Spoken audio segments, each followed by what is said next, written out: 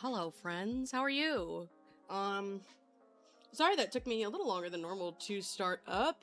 I I commissioned an edit for my avatar, my VR chat avatar, to give her hoof hands like my actual persona has.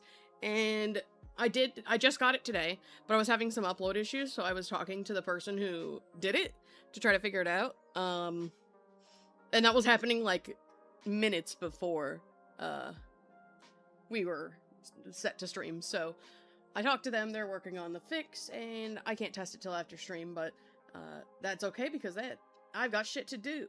And that shit to do is draw. Uh, sorry. Hello. Let's see. I think every time the stream is happening, somebody is hungry and makes others hungry. Real. I just ate.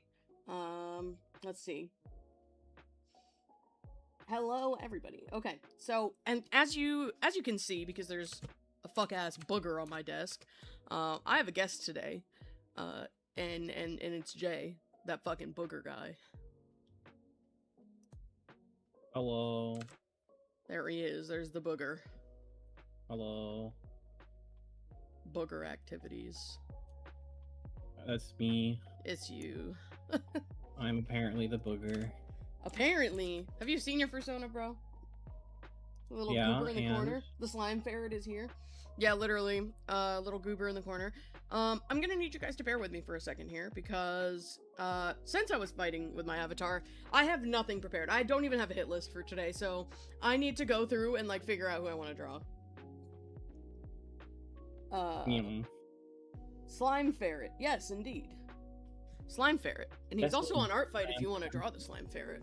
Hard emoji. I am, in fact, on ArtFight. I'm trying really hard to work as much as I can, but multitasking has been This guy's got crazy ADHD. I will say, if you do attack him, he's going to draw your OC as a Sonic character, though, so just I will be bear that in mind. But here's the link if you guys fucking want it. Okay. Let me get my iPad, first and foremost, because can't draw without it. iPad. Okay. I'm really unorganized, chat. Not for any bad reason, I just... I was busy up until like 2 seconds before I started the stream, so... You know. Little slime ferret. Also, Mud, you took a break from ArtFight yesterday to rest your hands, but now you have like 55 attacks because you finished a mass attack yesterday. Holy shit! I'd pass away. That's crazy. That's wild. Let's see. Yeah, I've got a bunch too. I think I got 6 total-ish, roughly, while I was gone. Sorry, had to yawn, I'm tired of shit. Okay. I need to pick me a character to draw. Who shall I meme this morning? Well, afternoon, it's afternoon now. Sonic Yippee. Correct. It's the Apple Mass attack. I figured. People just love the pig. They do. They love her. And I feel a little bad because there's honestly at this point not a chance in hell I'm gonna be able to revenge everybody. Cause I'm getting mad attacks. and I can only draw so fast. Okay, let's see. Who do I want to bonk this morning? Let's see. I had the same energy as who want lasagna? Who want... Once again, we've entered the era of I don't know what the fuck you're talking about. Well... This happens a lot with me and Jay. Because bro will say, like, a reference to a meme that he thinks that everybody on Earth knows about. Except I'm not on Earth, apparently, because I don't know about it. And then he's, like, waiting for me to laugh, and I don't, because I have no fucking clue what he's talking about. Never laugh at my jokes. Yeah. Hey, at least you know it. It be someone recognized my meme, thank God. It was Mel. Tinky Mel. You should play now or wait for your brother? Hell if I know. Today you figured out that you like cooked bell pepper and sausage together? Good, very good. That's an interesting combo, but not one that sounds bad. I feel like that sounds like a normal combo to me. Bell Like pepper and sausage doesn't sound inherently normal to me. that sounds so normal. I don't know. Stinky mel at you? It is you. Smell like beef and all that. You, Beef and she apples do. at the same time, bro. Beef and apples.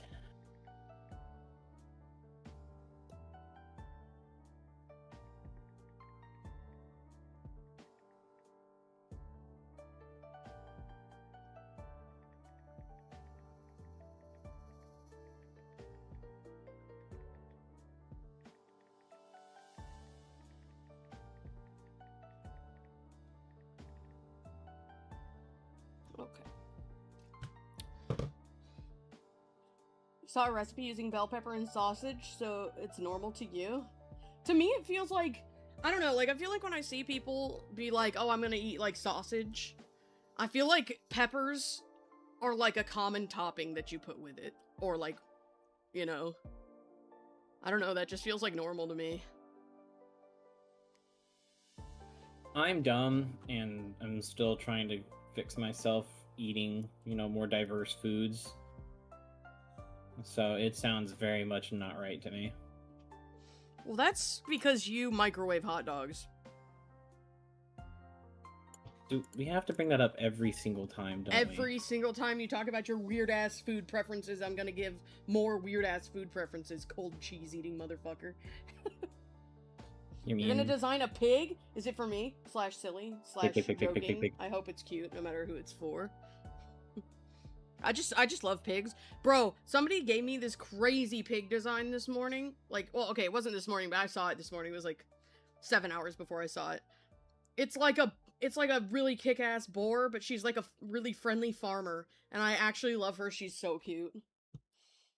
You might try friendly farmer boar. But you're pretty picky and like stuff mostly plain. Fair.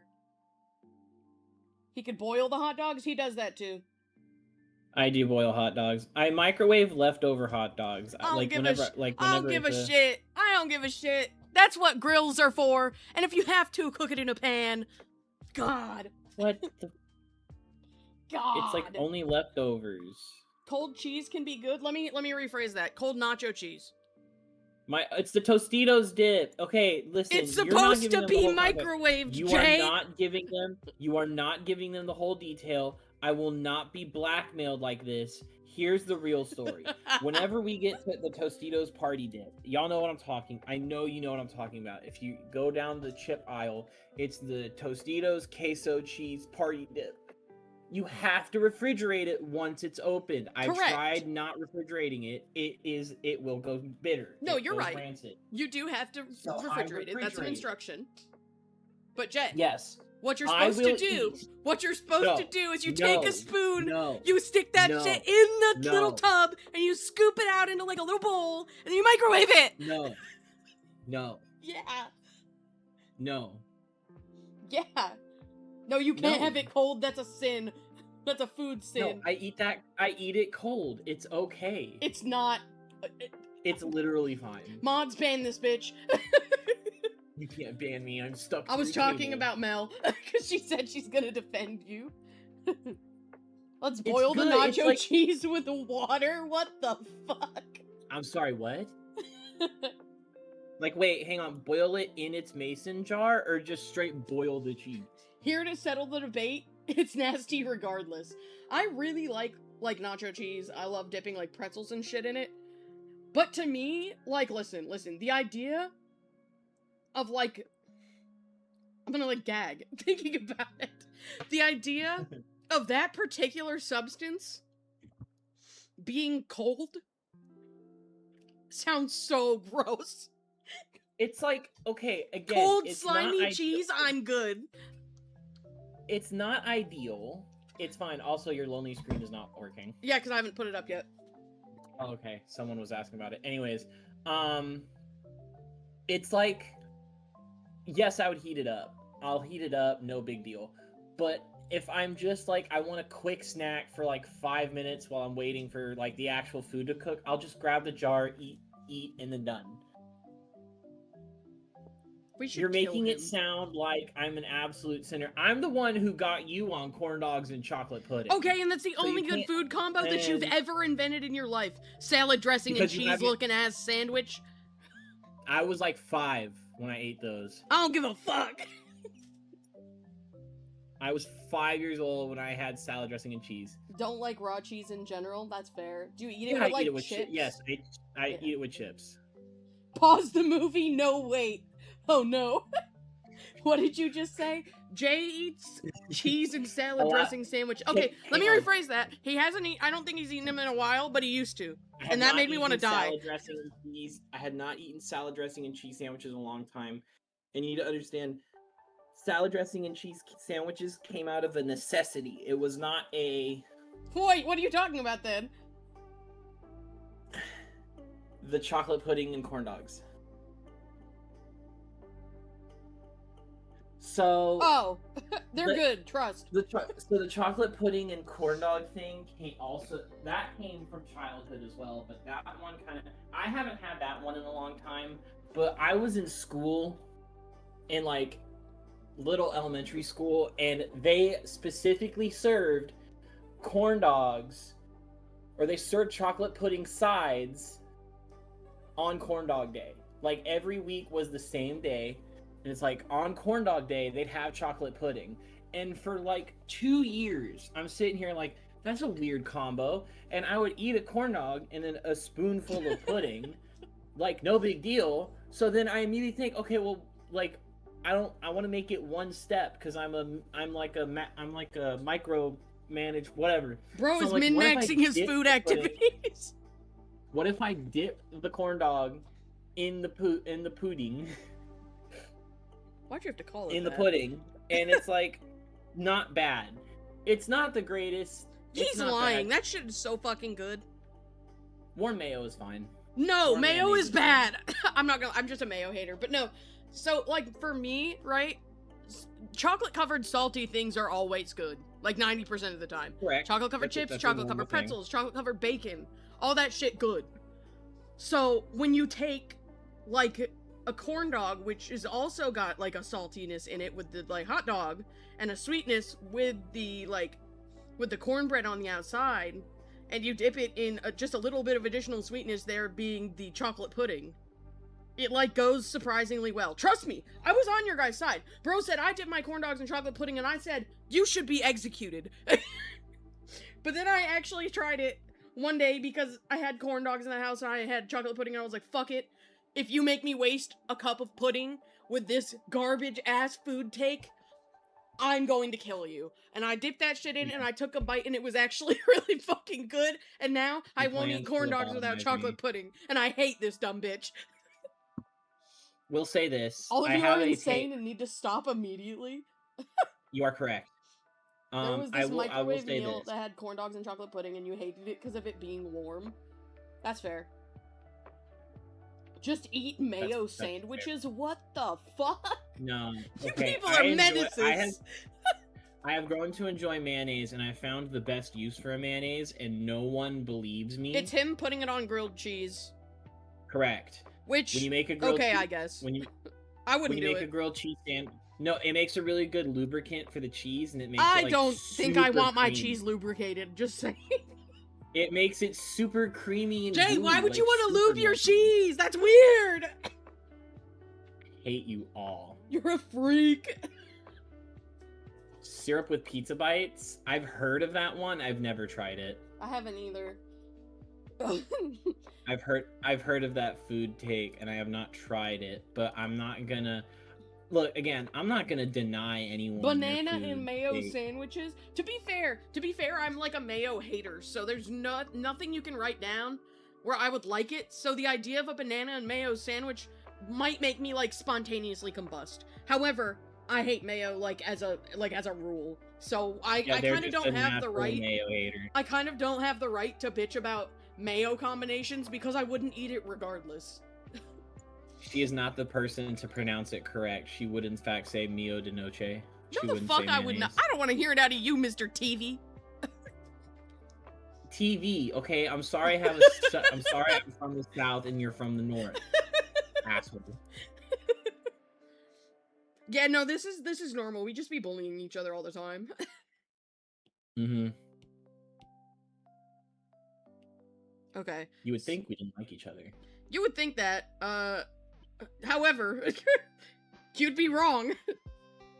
Drinking, okay, I can understand accidentally drinking spoiled milk. I never had the nose to tell the difference between if something was spoiled or not spoiled. Oh, I have it. Oh, I have it. I will say, one time I drank spoiled milk, because... And it was pretty good! Stupid. No, I'm not a sinner like that.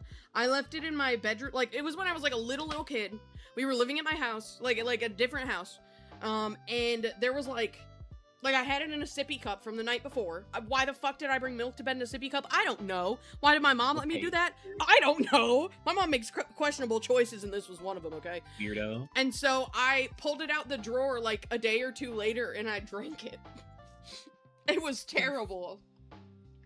I'm gagging just thinking about it. I hate you. It was the worst.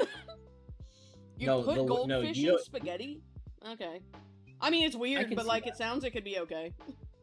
I've always had diced bell peppers and stuff like that. Another pig? Spaghetti. Bro, how many pigs are you fucking at now? Okay. Because I was pretty bad at eating my greens when I was a little kid, my mom would dice bell peppers. You have to leave, you see moon? No, you don't. People watch me do their attacks all the time. You're good. Okay, I know exactly what I want to do with this one, too. But, you know, I was always bad at eating, like, I can't do veggies, just, like, people who just grab carrots Bugs Bunny style, no, y'all are weird. I can eat a tomato like an apple. Yummy. I want to lobotomize you. That sounds absolutely horrific. You accidentally gave yourself food poisoning by eating 3-week expired deli meat. You didn't realize it was expired and it tasted fine, and so you were on the toilet for 2 hours. That's rough. That's like me when I got food poisoning from fucking whatever the hell that place is called. Five Guys. I will give them credit. Deli meat borders on pure plastic, so. Yeah, I mean, like unless you go to like a trusted green play, like a trusted natural foods. Most deli meats are straight up just microplastics with like 1% meat. All right. So you'll just listen? That's fair. I'm really excited about what I'm doing for you. I came up with this idea a while ago. I came up with it like before you had your pig OC ready, and I'm so ready to do this. I'm gonna be drawing my Max Attack, or whatever it's called. Mass Attack? Yes, that one. My plan is to make a giant Sonic Riders inspired Mass Attack and just put a bunch of people's OCs. This guy really likes Sonic. Bro has the Sonic-tism. Yes, I do. Which is fine. I'm tired of pretending that I'm not. Jay, shut the fuck up. You've never pretended a day in your life that you are not obsessed with Sonic the Hedgehog. Very aware. This little blue rat has been stuck in my head this whole I'm tired time. of pretending I'm not, bitch. When were you pretending? Real. You also got Mountain Dew. Mountain Dew tastes like gasoline with a hint of lemon. Alright. Okay, so it depends on what Mountain Dew. Algebralians and a magical pig? How many pigs are you gonna draw? You're making a My Little Pony OC? Based. Ooh, fun. I will say, Mountain Dew. There's some Mountain Dews that are like really good. Like I'm still mad I can't find this one. It was called like Arctic Blast, Arctic Freeze, Arctic Blast. It had a shark on the front. And they served it last summer. It did. That's the only way I can remember it is like the color palette and the design. It had a shark on the front and it was really tasty. Like so tasty, I drank way too much of it. And it had effects. But like it was really yummy, but like they don't sell it anymore. And like right now, all of the stores are just selling the other Baja Blast, not the normal Baja. It's like it's basically Sprite. It tastes literally just like Sprite. But I haven't tried the dragon fruit one. I want to try the dragon fruit, but I also just have not. Because I buy them by the case. Guys, this is vital news. The person who's working on my pig model has a pet pigeon, and they're so cute. Holy Pigeon? shit.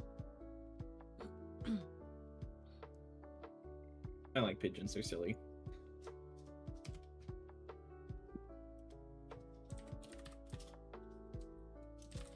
And I know I'm not drawing, I'm looking for something. Because I need to reference the face off of something else that I've drawn, but I never uploaded it, so I don't know where it is. Pigeon. I am going to... Oh my god, and this pigeon is so cute, it's brown and white. It's so cute. A little guy.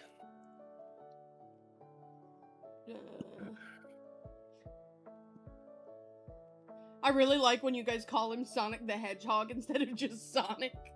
That's like his government name, correct? Yeah. Where is Sonic this the picture, Hedgehog. bro? I have to have pinned it somewhere. I'm still so excited. I need more, like, news of the Sonic Please tell me games. the pigeon's name is Pidgeotto. I have no idea what the pigeon's name is. They just mentioned that they were slow to upload my file because— oh, I lied! Her name is Carmela. Carmela the Pigeon? I love that. As a Muppets fan, I get that reference.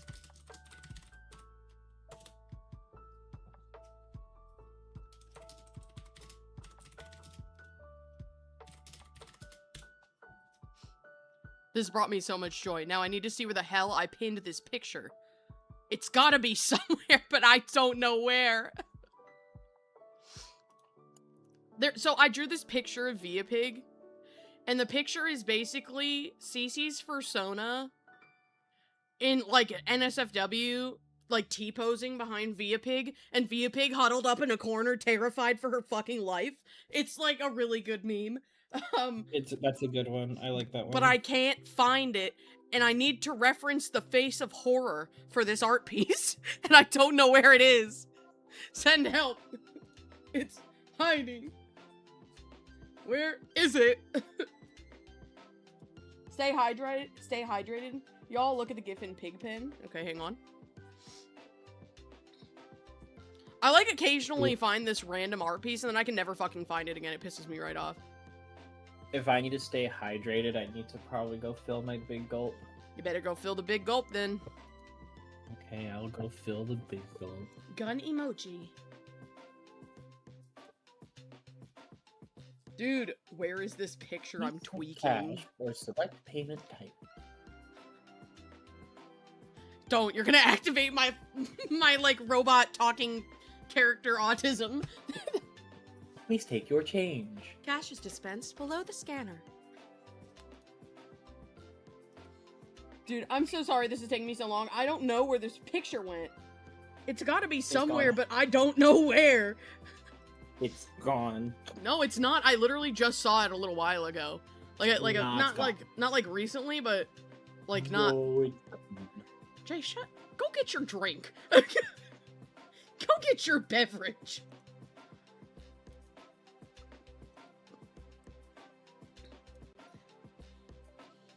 System processing, yeah. Use pin pad to complete transaction. You're good at the self-checkout voice. Thank you. I'm very proud of it. Guys, I think I fear I may be going insane, because what do you mean I can't find this art piece that I know for a fact exists? I know it exists. I drew it. Where is it?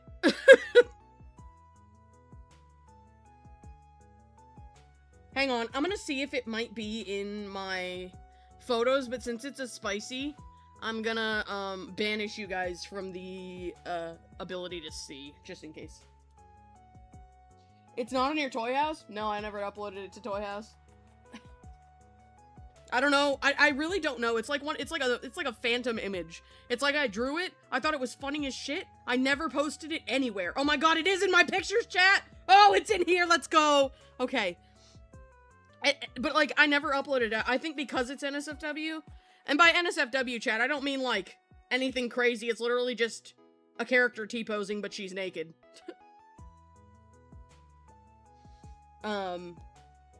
And because it's like I'm asexual, so it's like funny. Okay, so we found it. This is the picture that I was looking to reference for what I'm drawing for Moon. Hang on, I need to turn up my brightness. There we go. The big Y savings card. Just put the censor bar. You're right. I kind of want to redraw the CC in the background.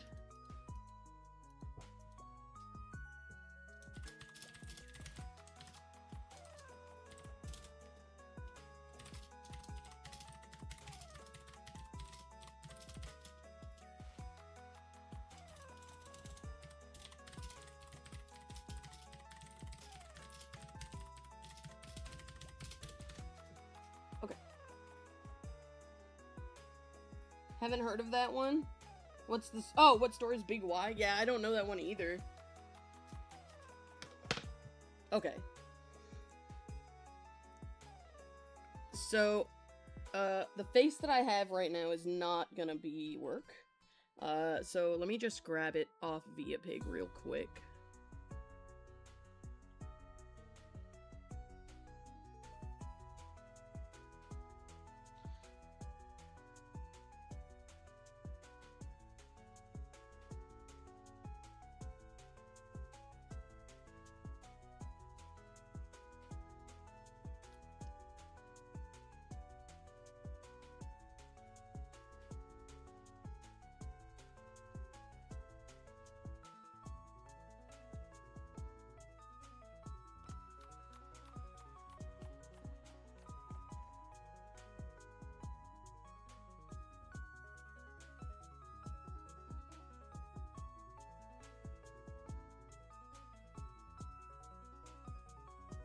I might stick to the, like, long...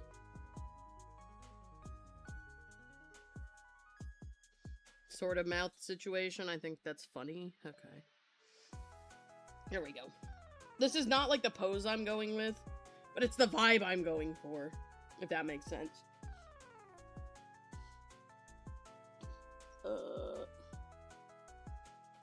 Albert's... We don't have that. CC in the back because Moon looks like a hot... Moon looks at the hot hyena for too long. No, that's funny. That's so funny. Stop staring at Audrey right now. CC says from the distance where she's, like, gonna bite somebody. Huh? Said raw. Welcome back. CC mentioned live in concert. We have acquired my big gulp full of water.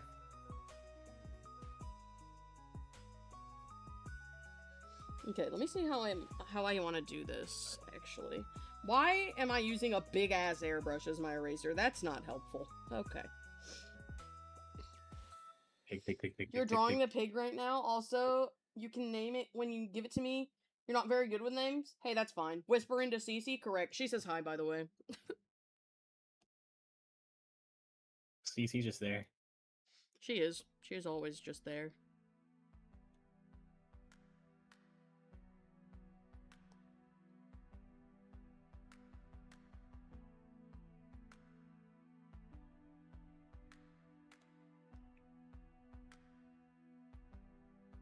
I gotta figure out how I'm gonna do this.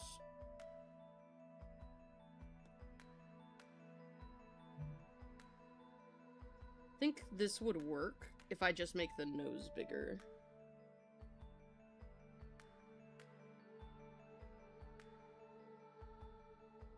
A schnoz. So it's clearly like a canine looking nose instead.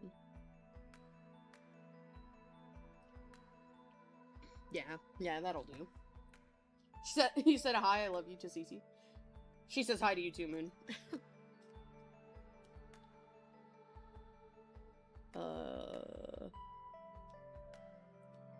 My only struggle with this is going to be that this is Moon's new design that I've never drawn before, but it is okay, I will live. It's the new moon, you would say? Okay, chat, so everybody vote on whether or not I ban Jay from the stream. You cannot silence me.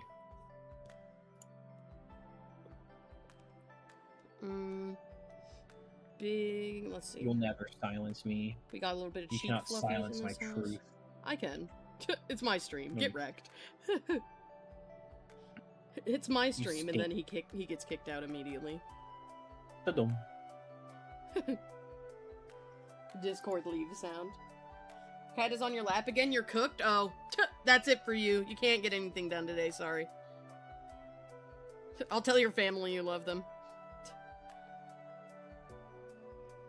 You are in fact trapped. Yeah, no, like, you're done for, sorry. I don't make the rules. Oh, I like that Moon's ears are a little rounder now. That's fun. Moon. Moon.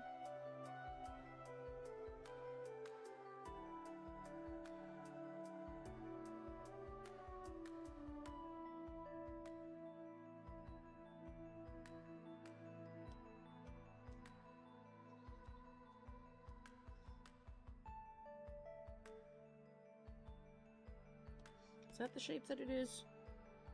Yes, actually, it kind of is.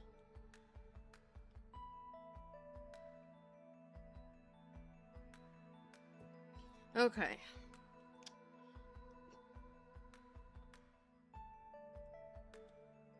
Okay, you know what? Moon is going to be a hard character to simplify a little bit, but that's okay.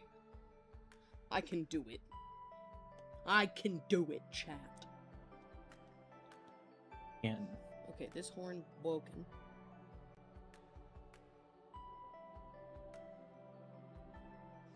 Other horn not broken.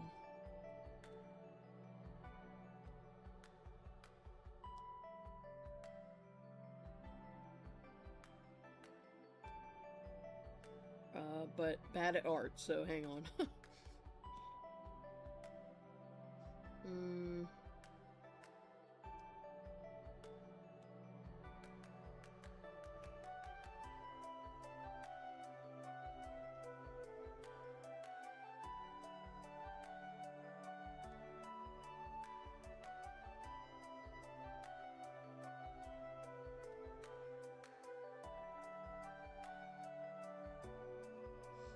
Oh, shit. Hang on, guys. I need to... You're gonna start on the Via death pose thing, but instead of normal Via, it's gonna be banana Via. Even better, to be honest with you. I need to send the Tamagotchis to daycare. Holy shit, I forgot. Hang on, chat. I can draw while I do this, but, like... I need to take care of them so they don't explode. Tamagotchis did come to the, what's it called, Tamagotchis did come to the fireworks with us yesterday. fun. They had a good time.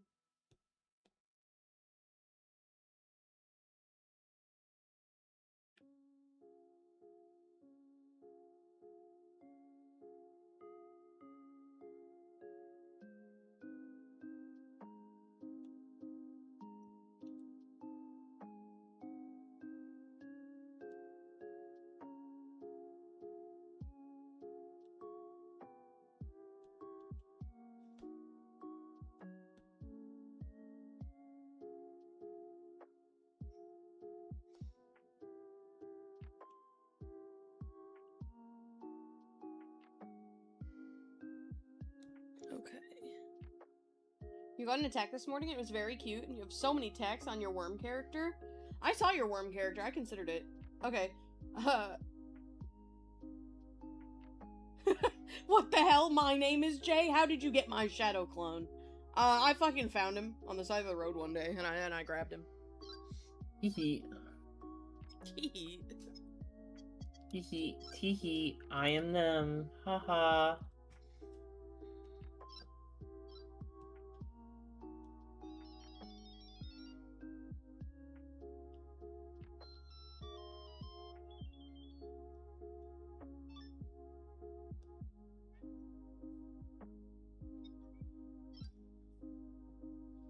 Sorry if you hear Tamagotchi noises. I'm trying.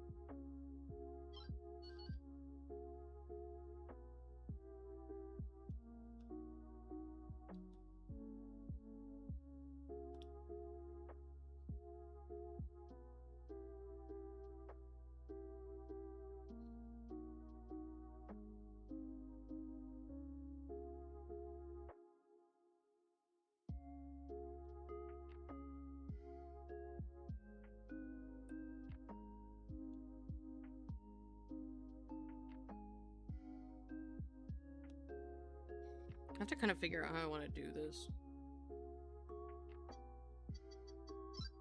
Oh, you know what? I need to be medicated, that's the problem. I forget every day. Every time I do one of these streams, I forget. Medication. Your pig was the first time that you ever drew a pig? Honored. Honored. Many people tell me this, and I am honored.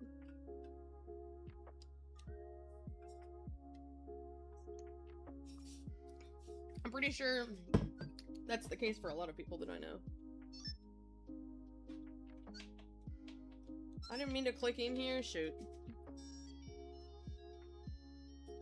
You're gonna put that slime ferret in a box and ship that box all the way to the North Pole? Stop, it'll turn into a slipsicle. Not the slipicle. What just fucking happened?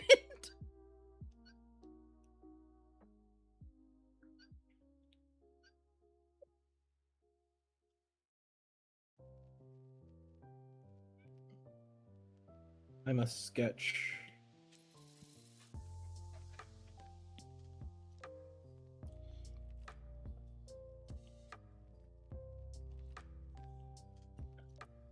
Okay, we leave Tom first. Okay.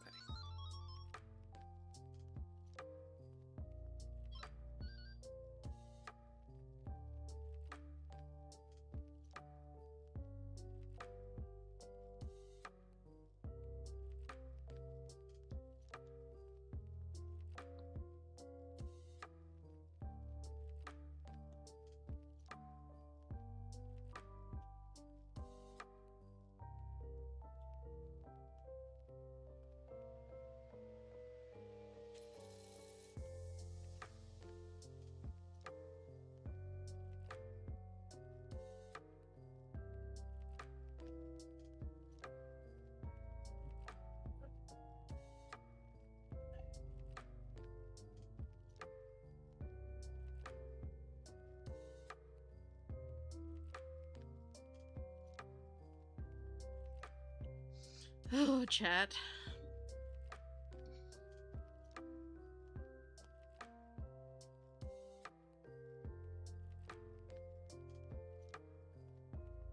Medicine taken. Yep, medicine taken. I'm now medicated.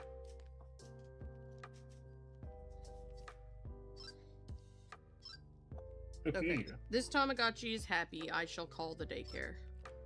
Or the babysitter. Babysitter.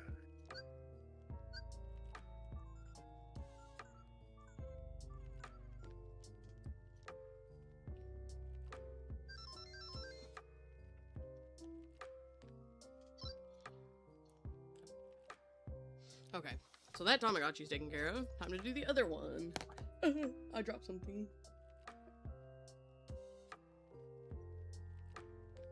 If they're in the med cabinet, you will not take them. Object permanence is your enemy. I will say, with my ADHD meds, they're as needed, so I just keep them on my desk. I don't have to take them daily, but I always forget to take them before stream, even though I know I'm gonna need them.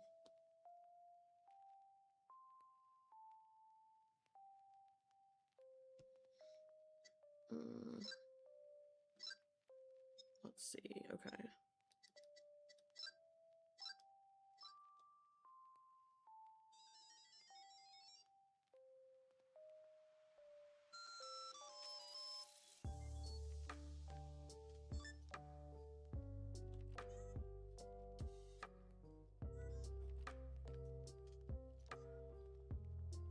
Must start with a nice cityscape.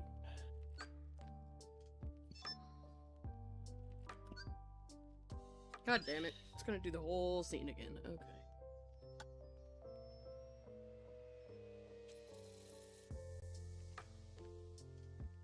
Alright, Chad, I'm getting somewhere. I'm getting somewhere on this doodle. Ippy. Ippy indeed. How's your doodling? Hmm? Hmm? I said, how's your doodling? I'm doodling. How is it going? I asked. Oh my god. It's going. You just hate me. That's what it is. No, I asked you the same question thrice. No, I think it's because you hate me. Whatever you say. Okay. It Or is, in between fact, designing an going. OC and conceptualizing or finishing an attack. Plot twist, make the OC for an attack. When you make the pig, is it okay if you had a silly drawing at the bottom corner for giggles? Yeah, of course. Okay. I'm almost done taking care of this Tamagotchi, then I can focus on chat again more. Yeah.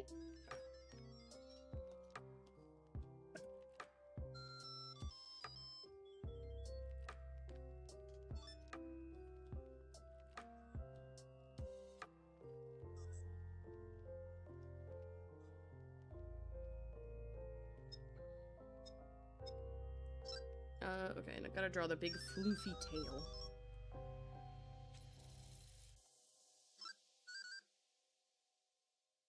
Moon have beak tail.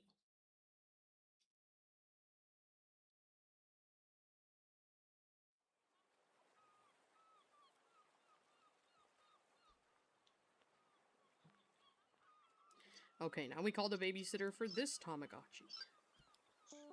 Okay.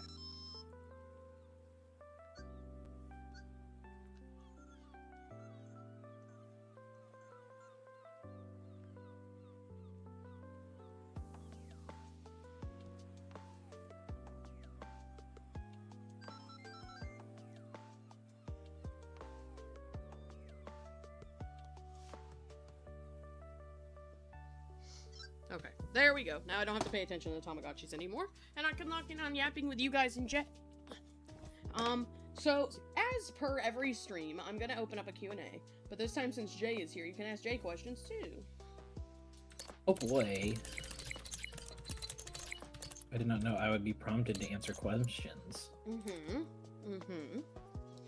It just gives us more to talk about. And you can ask questions about both of us, you can ask questions about Jaye, or me, or whatever you want. As long as it is safe for work, because if it's not, I'll bite you. But there it is, the question chat, if you so desire it. You can has cheeseburger. Cheeseburger.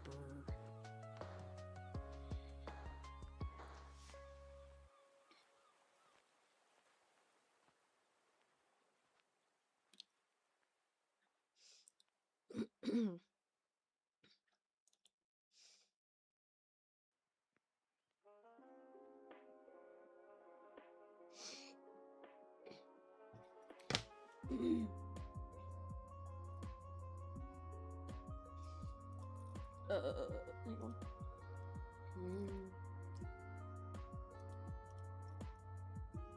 Hello, welcome in. Hi. First question is from Moon, and it says, "How did you meet?" Have at it. Yeah, I can answer that one. Long story short, I hope so. You were there. I was there. Long story short, I met when this was back when I was cringe and I really liked Warrior Cats a lot. All right. First of all. Second of all, yes, get called out. And I just on a whim had free access to the internet, so I decided to join a Discord roleplay server. And the roleplay server was fun. It was great. But then there was one day she was just like I was like unwell, mentally ill as fuck. very mentally ill and unwell, and just being raised as a good person. I was raised to always like be compassionate. I don't say it's hard to describe, but I kind of grew up being a very like empathetic person and just a desperate desire to help people. So I reached out. I was like, "Hi, like, are you okay? I hope you're having a good day." Like, literally just a check-in. And it snowballed from there. It became a whole thing. It did do that. And I regretted every second. I'm kidding. Wow. I mean, there are some regrettable times in that.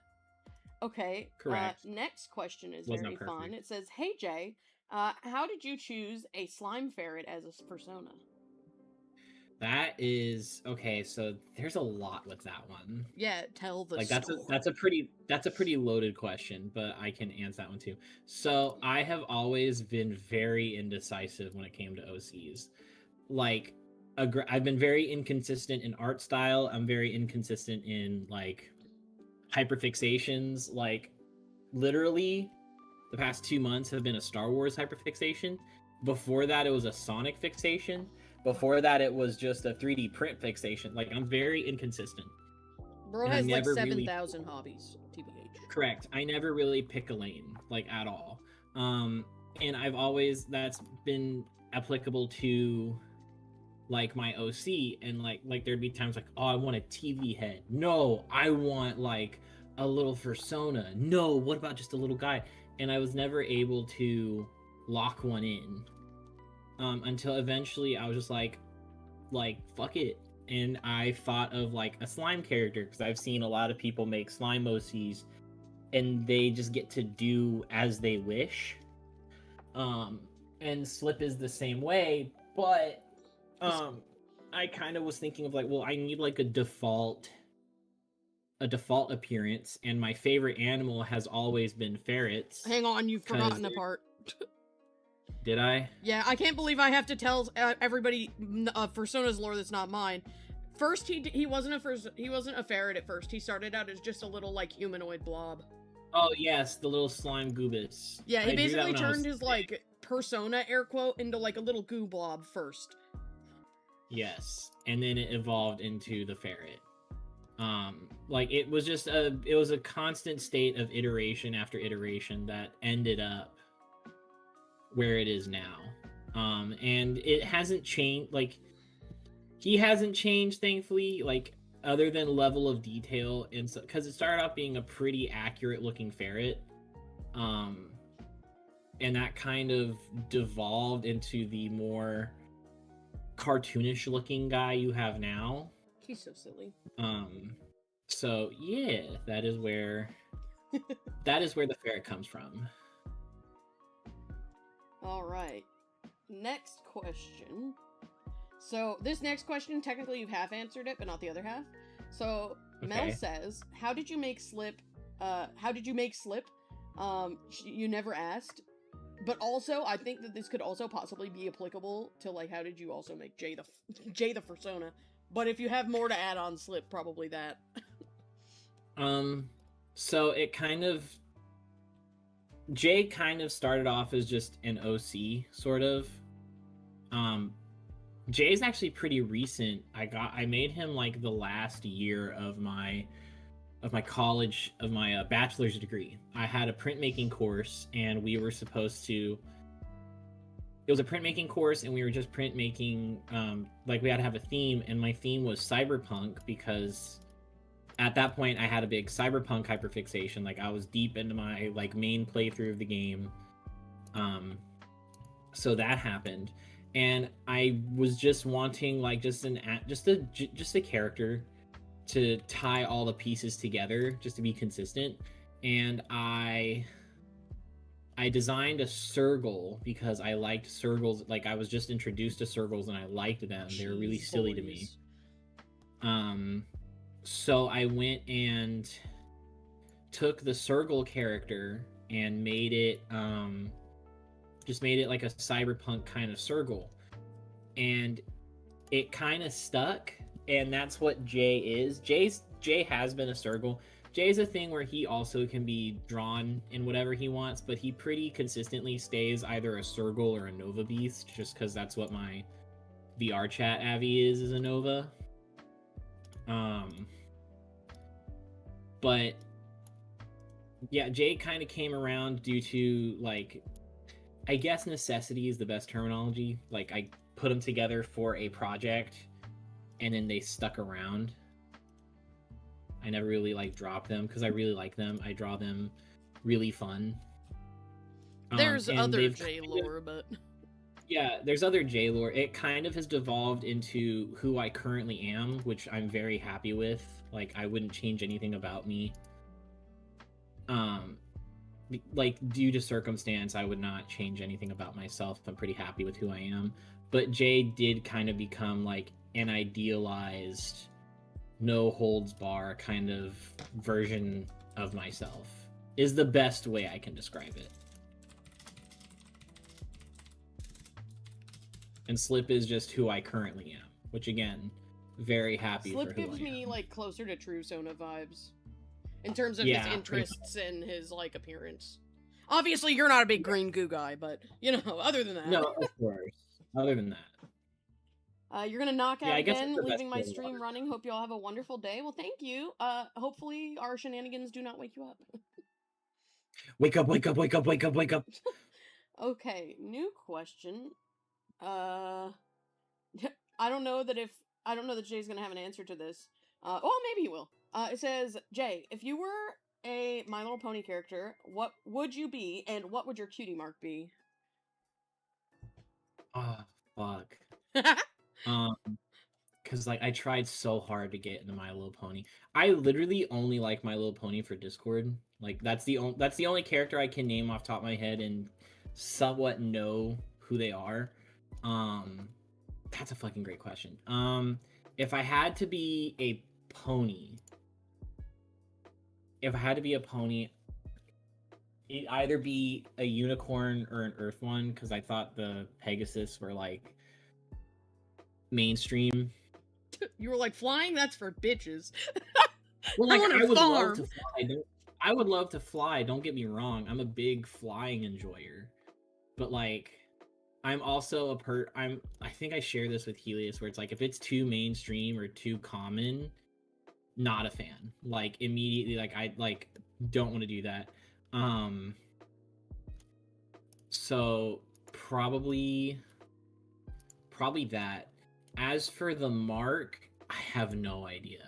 Like I respectfully and lovingly, I'm too stupid and too unversed. I mean, do you want me to just tell you decide. what the marks are so that you can like figure it out? I know what it is. It's like what they're good at / what their air quote purpose in life is. Bro just has an ADHD symbol. Honestly. You'd be But having like you'd have the busiest fucking cutie mark ever. You'd have like a Sonic head. You'd have like a lightsaber. You'd have a 3D printer. You'd have like about like all mushed together in one. Exactly. That's funny as fuck. It would be very inconsistent, very sporadic, and it's hard. It's hard to choose something like that because one, not versed enough in that lore to really decide. Two, I don't think this is really a lore thing. You do know the lore for cutie marks, to be fair. Like that, like that's it. Like I know that only because I remember in like super like late middle school, early high school, like 7th grade, 8th grade while I was in band. I really wanted to impress this older, like this, like I was in 7th grade, she was in 8th grade. I wanted to impress this person because they were just a cool person. The way I did that was like I tried getting into My Little Pony and I got further there than I did now. But like they like drew me a pony sona and it was literally just a white horse with like brown and green, like 2 different toned green striped hair. That's it.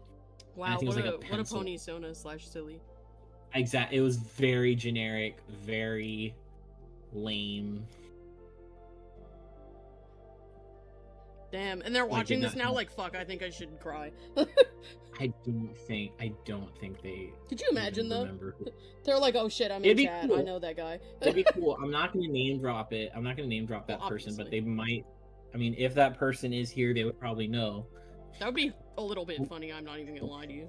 There is no way in this earth. One of your like people that you knew from school is in my audience. Yeah, an old North Shore student is gonna be like, oh. Well, unless Oz counts, he might be here sometimes. He doesn't count. I mean, he'd be here, but I don't think he knows that lore. Next question. I'm excited to hear the answer for this one because I think I know what it's gonna be. It says, Jay, would you go into a magical girl craze? Would I go into a magical girl craze? Okay, hang on. Because depending on your perspective, I might have already. Oh no. This is not what I expected. This is better. That is entirely dependent on how you classify the show RWBY. Because I have heard it be classified as a magical girl show. Yes. It just doesn't have, like, all of the insane transformations do not come from the girl. It comes from the weapon.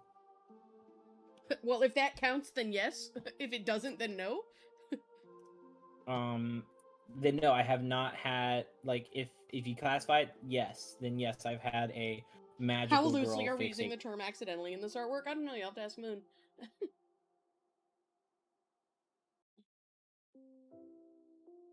Moon is, like, freaking out because you just said Ruby.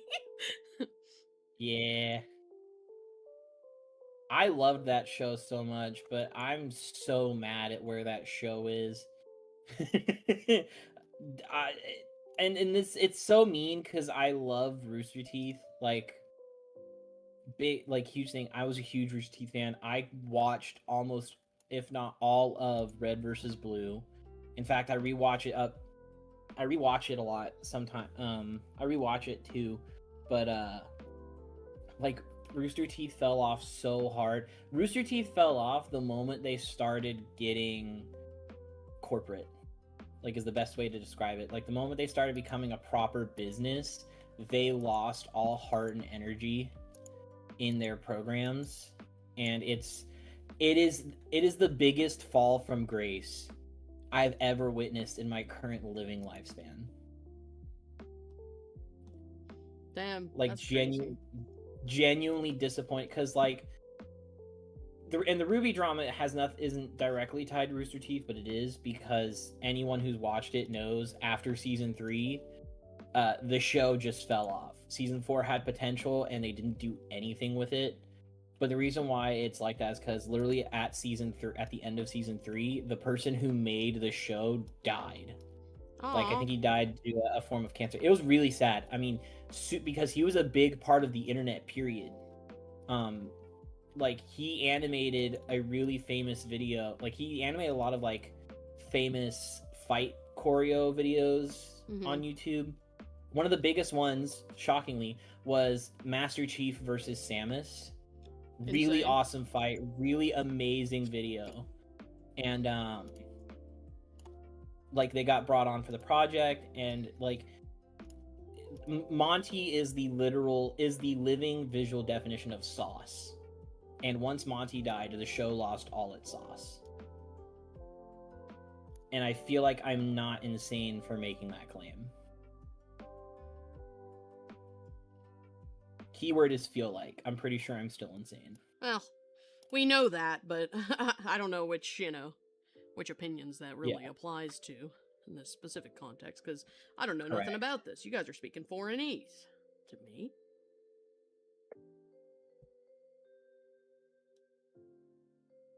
I haven't read any of the side series. If you watch the movie, if you watch Ruby not knowing anything about the change of hands and stuff, it's not a noticeable change, and it's fine. Like, the show is fine. But I know, having been a huge follower since day one, that it is not the direction the creator wanted it to go. And a lot of the changes they made were borderline retcons. That's crazy. Like, it was not, like, there were not supposed to be like little in-between villages, like big cities in between. There are 4 giant cities, kind of like, I guess you could imagine, like, Lord of the Rings, like 4 massive cities, and, like, borderline wasteland between the two because of the Grimm. Like, it was near impossible to survive outside of the towns. It's like, that alone was a pretty big change that a lot of us had to kind of just swallow. I'm nodding along, but I'll take it, because this means I don't have to yap for a second. It's fine.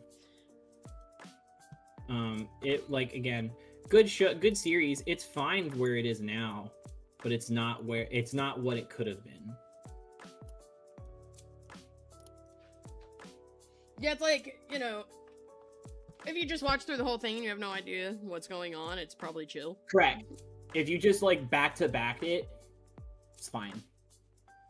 I think it's probably one of those situations where it's like, okay, but if you were, like, there live in concert as it was going on.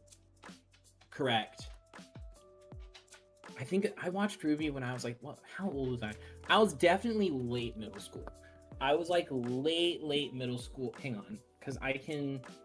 And what's really annoying, I don't say what's annoying. What's super annoying is you can clearly tell the difference off of just the trailers.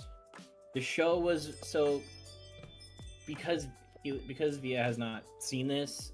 Like for context, Ruby was a internet animated series. And it was like basically a 3D anime. Yep. And the big gimmick, if anyone wants to call it a gimmick, was the characters were based off storybooks. So Ruby Rose was based off Little Red Riding Hood, Weiss was based off Snow White. I think Blake was Beauty and the Beast, and Yang was Goldilocks. Like so they were designed off that, and each one got a trailer to represent kind of who they are and what they do. That's neat. And all it was Monty making what Monty does best, which is awesome choreographed fight scenes.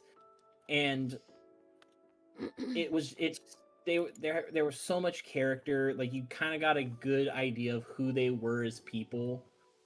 And like you got a great sense of their fight character and stuff. And in the show, they kind of stuck to that.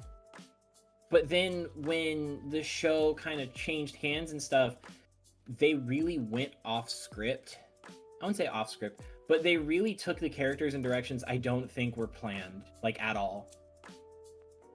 Like primary example, two of the characters became, and I'm saying this not because I don't like it, but just because I know that probably was not planned in writing.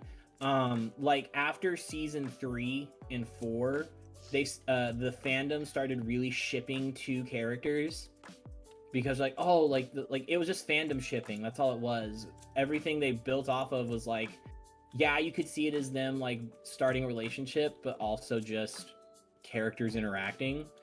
And that side of the fandom like basically rioted so hard that it became an actual ship. That's crazy, actually. Which it wasn't, and again, it wasn't a bad ship. No, she's Snow White.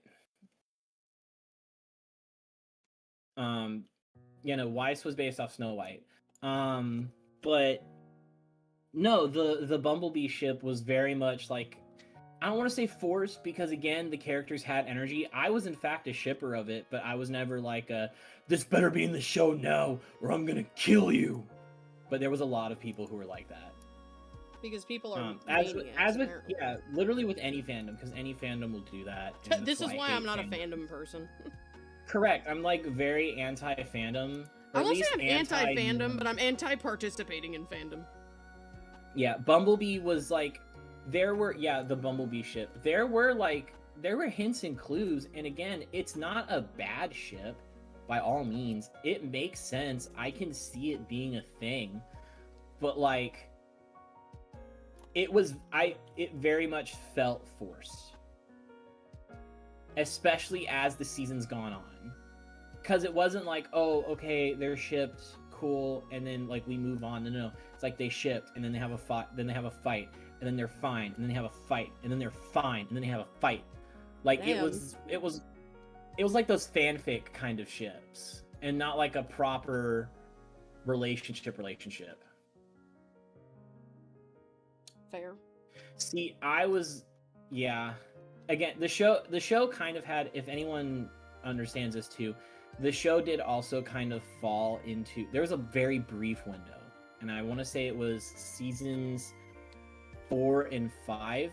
I have to rewatch the show to really get this accurate, but there was at least 2 seasons where the show kind of let the plot fall on the wayside and just focus on character shipping, which me personally always kills a show. That's what killed Starverses. That's what I felt that's what put the nail in the coffin for me with Ruby. That will always, like, focusing solely when you have like a big like main I should clarify, this guy's aromantic as fuck. Correct. So that might have a contributing factor to why anytime that a show does I'm romance. specifically talking on shows that are not solely a drama. Like Grey's Anatomy, the whole relationship dynamic is literally a part of the show. The whole relationship dynamic pisses me the fuck off. I mean, yeah, it can piss you off, but that's still part of the show. Like, that's still literally an aspect of the show. The drama is required, I fear. Yeah, the drama is required. Hey, welcome in the show, in like RWBY, the whole drama was the big bad doing evil, like that thing. It was that part, which is why I consider it a magical girl show, because there's a big bad threatening the world and the team is fighting together, all that crap. But again, like, they've spent 2 seasons like stuck in the same town because they're waiting on that town's governing office to decide, will we help you, will we not, which would have been an amazing focus on the show, is the internal politics of that area in the world they live in. But no, we're just gonna focus on everyone, like, oh, it's Bumblebee, are they finally gonna kiss, are they not gonna kiss? Not the will they won't they, bro. What the will they won't they's, the triangle drama. And I'm not going to give details on it because it's a spoiler, like it's like a season 6 spoiler. But anyone who is caught up with the show knows the drama with the season of winter. If you know, you know. That literally, like, I stuck around with the show to that point and I stopped watching after that because that royally pissed me off. Because I was very happy with how it outcome, because the outcome was like, oh, it validates X character's like overarching story. Like, this is so cool. And I'm really like, this was not what I expected. I'm really happy with it. And then they literally end it 2 seconds after they started it to feed fan theories. And it was the dumbest fan theory of all time. That's rough, buddy.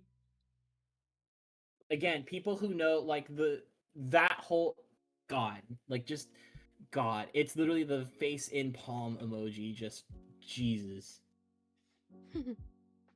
Literally the dumbest thing on the planet. I could go on tangents about that show, which I've already have, and I'm so sorry. It's okay. But gave me time to chill.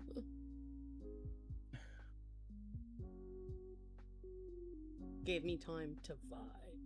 Doki Doki Literature Club was really good, though. Like, that was good the whole way through.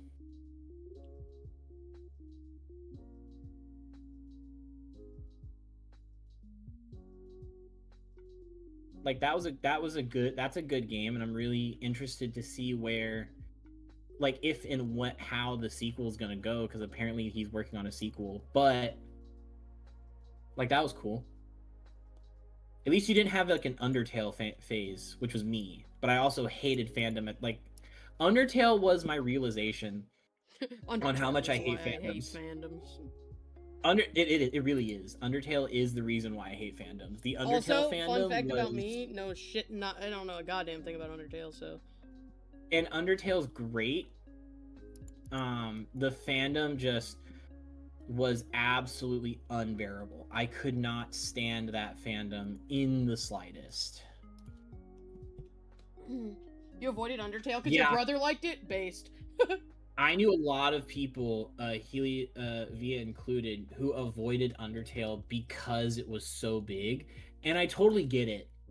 Like, I can totally understand that, because, again, also, the additional thing was, I didn't even have, like, when Undertale was relevant, like, you know, primarily relevant, I know that it never really isn't relevant, because a lot of people still are into it, but, like, when it first came out and it was, like, the big thing, right, I did not have a PC, so I couldn't fucking play it anyway, so what was the point? You couldn't play it. Yeah, like all I could have done is watch, like, a video.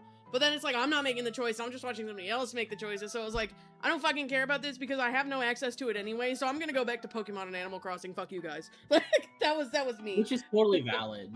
I won't say that I like it yet, because I haven't played it, but I did have a friend do, like, a bit of a playthrough with me, and what we got through was pretty fun, so, at least there's that.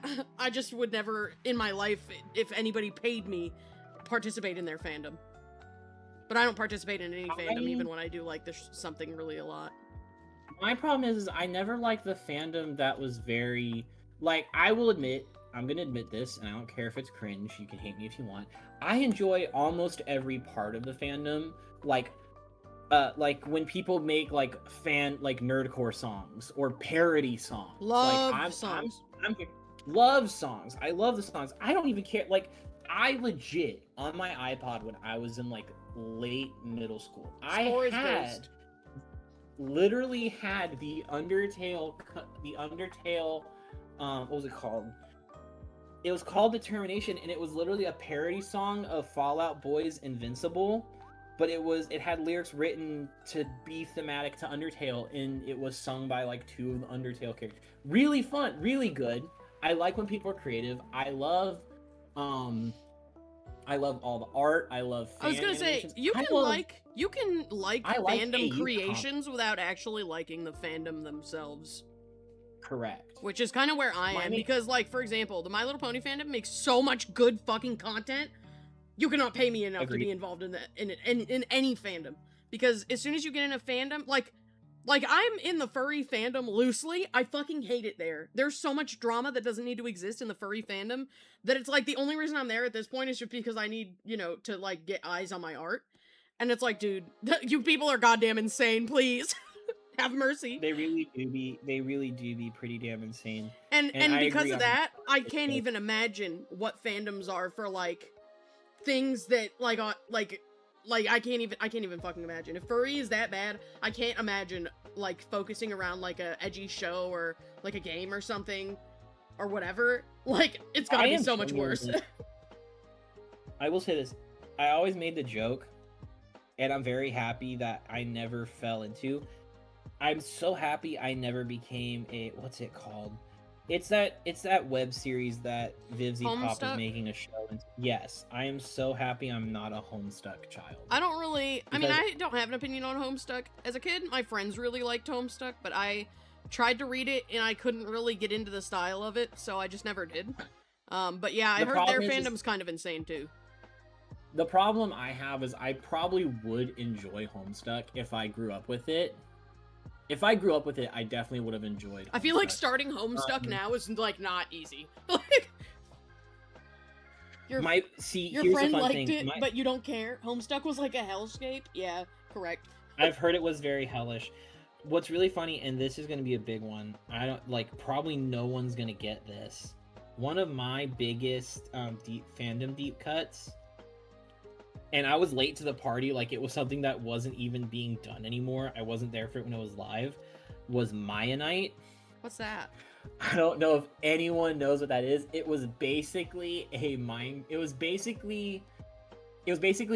before before Dream was probably even born. That's crazy. It was Captain Sparkles, OMG Firefox, Jericho, it was like Syndicate. Okay. It was a Minecraft multiplayer server, but they had an underlying like plot story tied to it. You've told me about this before, actually. Yes, it was so much fun because they basically had Mayanite, which was like air quote God. There was Dianite, which is air quote the devil. And then when Captain Sparkles joined, because he joined like a month into the series, he just basically invented the neutral person of it, which was Ionite. All right. And new lore, just invented. New lore. It was very fun. And it was just a Minecraft and most of it was literally just friends playing Minecraft. But they would have like they would prank each other in like devotion to their gods and stuff. And like Jericho, who was like Team Mayanite, would it'd be harmful. Like, oh, I waterlogged your house. Uh-oh. Like, yeah, it's no like that's fucking annoying, but it's not like they bombed the house. Exactly, like annoying Minecraft pranks, not terroristic. Not like my friend who one time fucking caught my creative world on my iPad on fire. I never forgave them. So, look, really, can I tell that story real quick? Sure. So, TLDR for that, I one time, so I was never really into Minecraft, but one time, we were going to, like, a concert in Pennsylvania for my cousin, and while we were in the car, I was seeing her play Minecraft on her iPad, and I was like, what the fuck is that? She was like, Minecraft. So, I got it, and I was like, okay, I guess. Because here's the thing, and you guys can feel free to cringe and laugh at this, because I do too. Here's the thing. I sincerely thought, like with every fiber of my being, that Minecraft was a Roblox ripoff. And I mean that. You're evil and deserve I thought every that so negative- seriously for so long. I was like, why would I play this Roblox ripoff? Because I had no idea what it was. It was just like a mainstream thing, and I was like, oh, mainstream, so I hate it. Gotcha. And so like, for a while, I was like, I don't want to play that. But when my cousin was playing it in the car, I was like, wait, fuck, shit, son of a bitch, this looks fun. So I went and I downloaded it, and then Minecraft Pocket Edition became my fucking beloved. And one of the things that I really like to do is just like build like a building. I built like an ice rink. I built like a hotel. I would build like restaurants and shit. That was like what I like to do in Minecraft Pocket Edition. And the thing that like and I spent like hours and hours on this hotel. I would make the hotel and then I would renovate it and then I would add like different sections onto it. And it was just like an ongoing build project. One day, one of my friends came over, and they had no idea how much time and effort I had put into it. So while we were playing, they, like, grabbed a bucket of lava and fucking poured it everywhere, and it destroyed the whole entire hotel, and I actually didn't speak to them for, like, a while. I was mad. I was mad as fuck. I never got that world back, fun fact about me. I'm pretty sure, I mean, it's still on the iPad it was on, but I'm pretty sure it was irreparable for my tiny little teenage brain at the time. Me with your Likely. cousins when they set your world under lava so you haven't really played since. No, literally, like that shit can ruin you when you have a build that you care about so much and then somebody fucks it up. Alternatively, when you have a build that you care about so much that you built with your partner and then the partner breaks up with you, because that happened to me. That happened to me. I built a giant farm, and I'm talking big ass farm. Tons of barns, hundreds of horses, with like a racetrack and like jumping fields and all that shit, because I was a childhood horse girl, right? And so I built this huge horse farm that was like a city, except it was a horse farm. So you could live there, you could have horses there, there were hundreds of horses. And like I worked on it with my like girlfriend at the time. And then she broke up with me for somebody she met on a Minecraft like world, and I like didn't play Minecraft for like at least like 5 years after that. I was like, damn, I think I should die. Like that world still exists. It's on my old ass MacBook. Best way to end a friendship: destroy my build that I made that took 1,000 hours. No, actually. Real. You think like you think board games are gonna take you guys out? No. Burn down somebody's Minecraft world. That'll board get them. Board games will still murder people. My family literally refuses to play Monopoly. Yeah, your family would refuse to play such a fun story. No, let me explain why, because it's really funny. Because it wasn't even something I did. It was before my time. When my mom a sin that predates the oldest child is crazy. Yes, when my mom was younger, her and her family would play Monopoly. Are you taking care of your Tamagotchi? Yes. I can hear that. I hope he's doing good. It's anyway, fine. Carry on. Sorry. Anyway, so they were playing Monopoly, and I would totally be okay with like a poll for this in the chat. But basically, my mom was playing Monopoly at one point with the family. It was like her sister, mom, dad, and I think my dad was a part of it too. I think this was when he started joining the picture. At one point, my aunt was like she ran out of money, and they were like, "Oh well, you're out of money," and my grandmother was like, "Oh, well, I can just loan her some of my money." It's like, that's not how this works. You can't give a loan. You want only the bank? Yeah, first of all, only the bank could do a loan, and second of all, you can't loan when you go bankrupt. You need a loan before bankruptcy, if anything. Like, if you're playing with loan rules, which I know some people don't even play with loan rules, there's no loans. We don't do loans, and you definitely can't do loans when you've like ran out of money.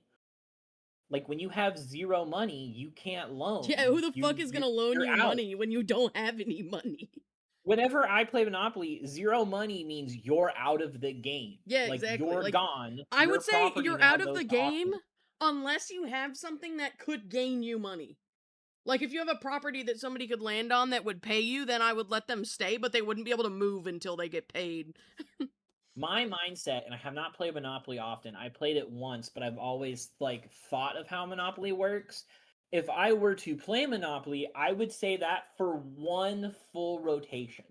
Yeah, So, like for yeah. example, if they own two pieces of property, if no one lands on that property during the next rotation of dice rolls, they're out, and they auction the Alternative, I property. was just about to say they could auction it. Like, if you auction it before that happens, then power to you, you know? Yes, like you can sell your property and get back in the game, but you have to make that choice right off the bat. But if you Right. have nothing, no property, no money, you're out of the game. You can't just borrow a loan, let alone from another player. That's not how this works. Hilarious, though, that people invent rules like that. I will say, on the note of Monopoly, this is, like, so not relevant to anything. Two things. Thing A, love me some novelty Monopoly games. That shit was so cool. I had a fucking horse Monopoly game, dude. I had a SpongeBob Monopoly game. Like, that shit was so fun. However, I never got a chance to play those. I mean, I don't think I played them either. We just had them. But, the thing that I want to talk about is I had Monopoly for, like, the SNES. And that Oh, the shit was Beasley. so fucking fun. Cause you could How play excited against are you? people, so my lonely ass didn't even need to ask my family. I would just pull out the SNES and say, NPCs, play my game with me, and they would, and I would get to be the dog piece whenever I fucking wanted. That was me, but specifically with Mario Party. Yeah, Mario Party with NPCs goes hard. Mario Party on NPCs was great. I literally still to this day, it like first of all, Mario Party music bangs. I don't know Correct. if people like I don't know good much of music. Mario Party music, but I do know that. Me and my brother had Mario Party for the Nintendo DS, which was the best Mario Party, and I will die on that hill. I don't care how many of you I have to fight off. Um, Mario Party DS, and the music is still into my head to this day. I could repeat it as we speak. I will say that's not Um, saying much. This guy can also repeat every single track from every single Sonic game ever on the planet, slash half joking. it's true. I've thought of playing. I low key have thought about playing like those little games, like just the guess this song. You have a I money do it on. management version of Monopoly called Cash Flow? That sounds interesting. That's pretty cool. My god, you know what game I want really fucking bad? There was Yes, this game, and I don't remember the context of it at all, but it was called like Market Street or some shit like it that. sounds familiar. It's definitely familiar because it's like similar to Mario Party, but the way that it plays is different. However, also there was a Facebook game by the same name also called Market Street, and that was just Yeah, where you would make like it was back in the era where that Facebook had like built-in games that you could play, and it was basically this I game know. where you would build. Yeah, I'm old as fuck, and it was like these games where you would build a store. You could name your store, you could buy stuff for your store, people could come buy things from your store. I fucking love that game, and then they deleted it, and I've never seen it again. But the Market Street I'm talking about is like a party board game, and it's. I wish I could remember more about it, but it looked so fun. It definitely gave me like Mario Party adjacent vibes, though. It was like a very similar game to Right. that. I sadly have no idea what you're talking about. Yeah, no, I found out about it because a YouTuber that I was watching at the time that did a lot of playthroughs was playing it, and I was like, whoa, this shit looks fun as Oh, fuck. But it was like they basically played like all kinds of random games that were like that they would find at like dollar stores and shit. So I I think love doing that. it was definitely like one of those games that GameStop had in the clearance box, and they were like, "Give it to me." Fun fact: that is legit how I got my Pokemon Gale of Darkness copy. Oh, We sick! went to a I didn't know pawn. you We had an went to a actual pawn. physical copy of that. We do. I literally, yeah. I swear I told you this. Well, Like I'm we talked about forgetful. I have the forget disorder. I know. Anyways, You we might have went to a told pawn CC, shop. TBH. I've definitely told CC. Because it was when I was setting up my Wii for my Wii to mod it. That was when I was modding my Wii. Um, but I legit found a copy of Pokemon Gale of Darkness at a pawn shop, and I tried using it on my Wii, and it wasn't working. Like it was so weird because I know the Wii can read GameCube It games. might have been. Did I you check don't. it for like scratchies? I did check for scratches. It works now. I'm Oh, wondering if it was the model Wii I have. oh. I have Can no I make a idea. joke? I don't know. Can you? I am confused. I don't think so. Probably Oh, not. in chat. Uh, can you make a joke a good joke? He doesn't have to make one. He is one. Slash silly. I am a. That's fair. But uh, but no. So like, I had my copy of Gale of Darkness, and like, I'm gonna assume it was because of the model I had, because I went through a couple. We had a couple of models. I remember. I think I had the one that came with new soup. soup. I had the one with new Super Mario Bros. In it. I New just had the soup. base Wii. But I can't remember which ones I had. I know I had the black one that came with new Super Mario Bros. I will say it could have Um, just been that the particular Wii that you were trying to put it in had like a weird issue with its like reading GameCube drive situation. that definitely could have been the thing. Because like you can have issues where it only affects like small things.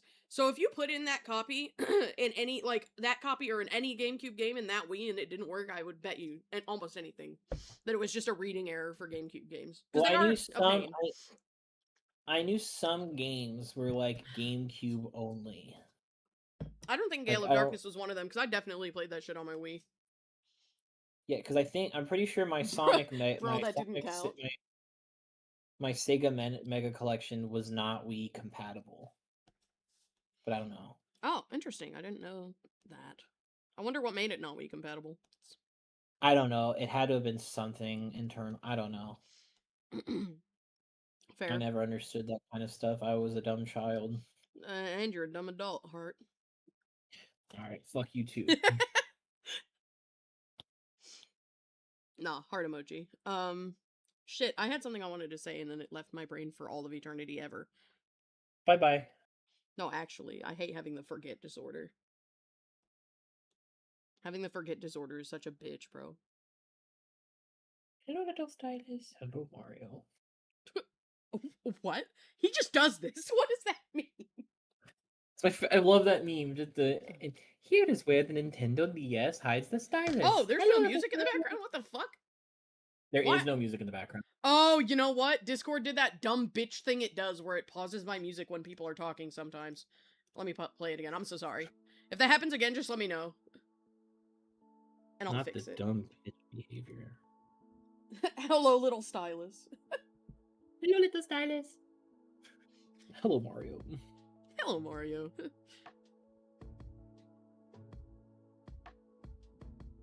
Whoops. Okay, let's make this kind of bigger. So it's like, she's like huddling it around herself nervously. I think that's funny. Nervous. Nervous because... Nervous. Nervous because, Existential dread and the economic crisis. Agreed. That would make me a little nervous too. You're so real for that. The current socioeconomic state of the world, yeah, I'd be pretty scared about that shit too. Not Batman lover. Hello, Batman lover. I too love welcome Batman. in. What's up? That's Mimi. Hello.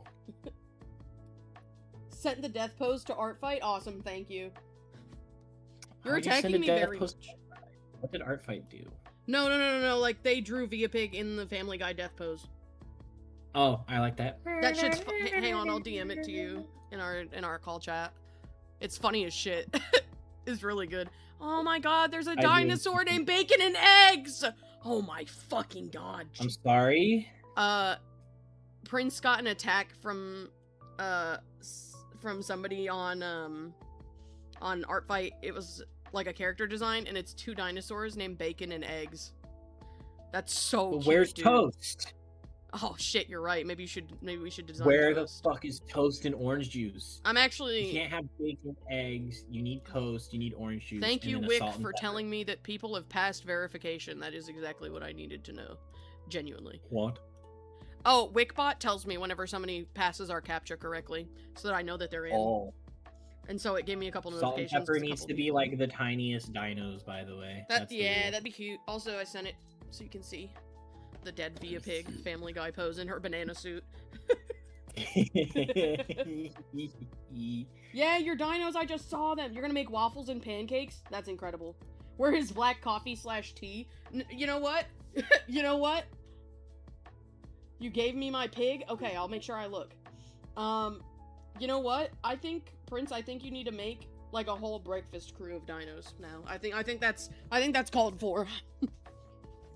I think you need, like, a breakfast crew.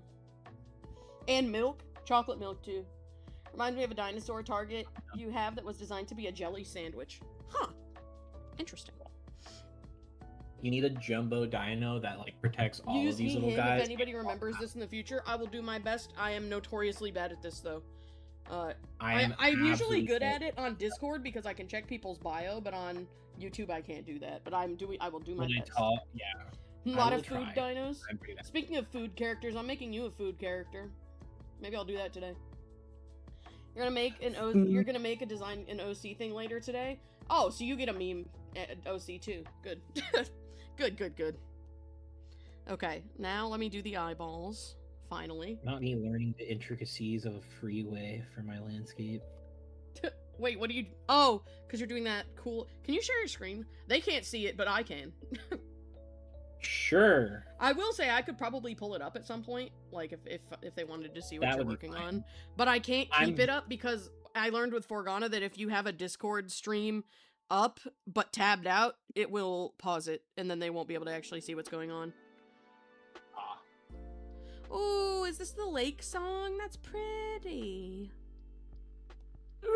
I dropped my charger. Maybe you'll make a Sunday dino with ice cream scoops. That sounds adorable. Yeah, I'm making you a food character, but they're not gonna be a dinosaur. But they're a food character. I hope you'll like them when they finally come to exist.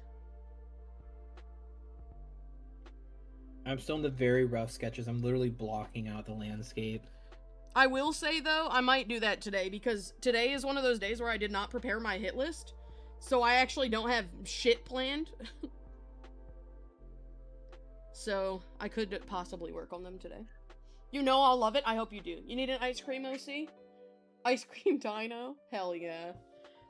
You're gonna say you got one OC and now you're like, all right, I gotta lock in and get like 38 more.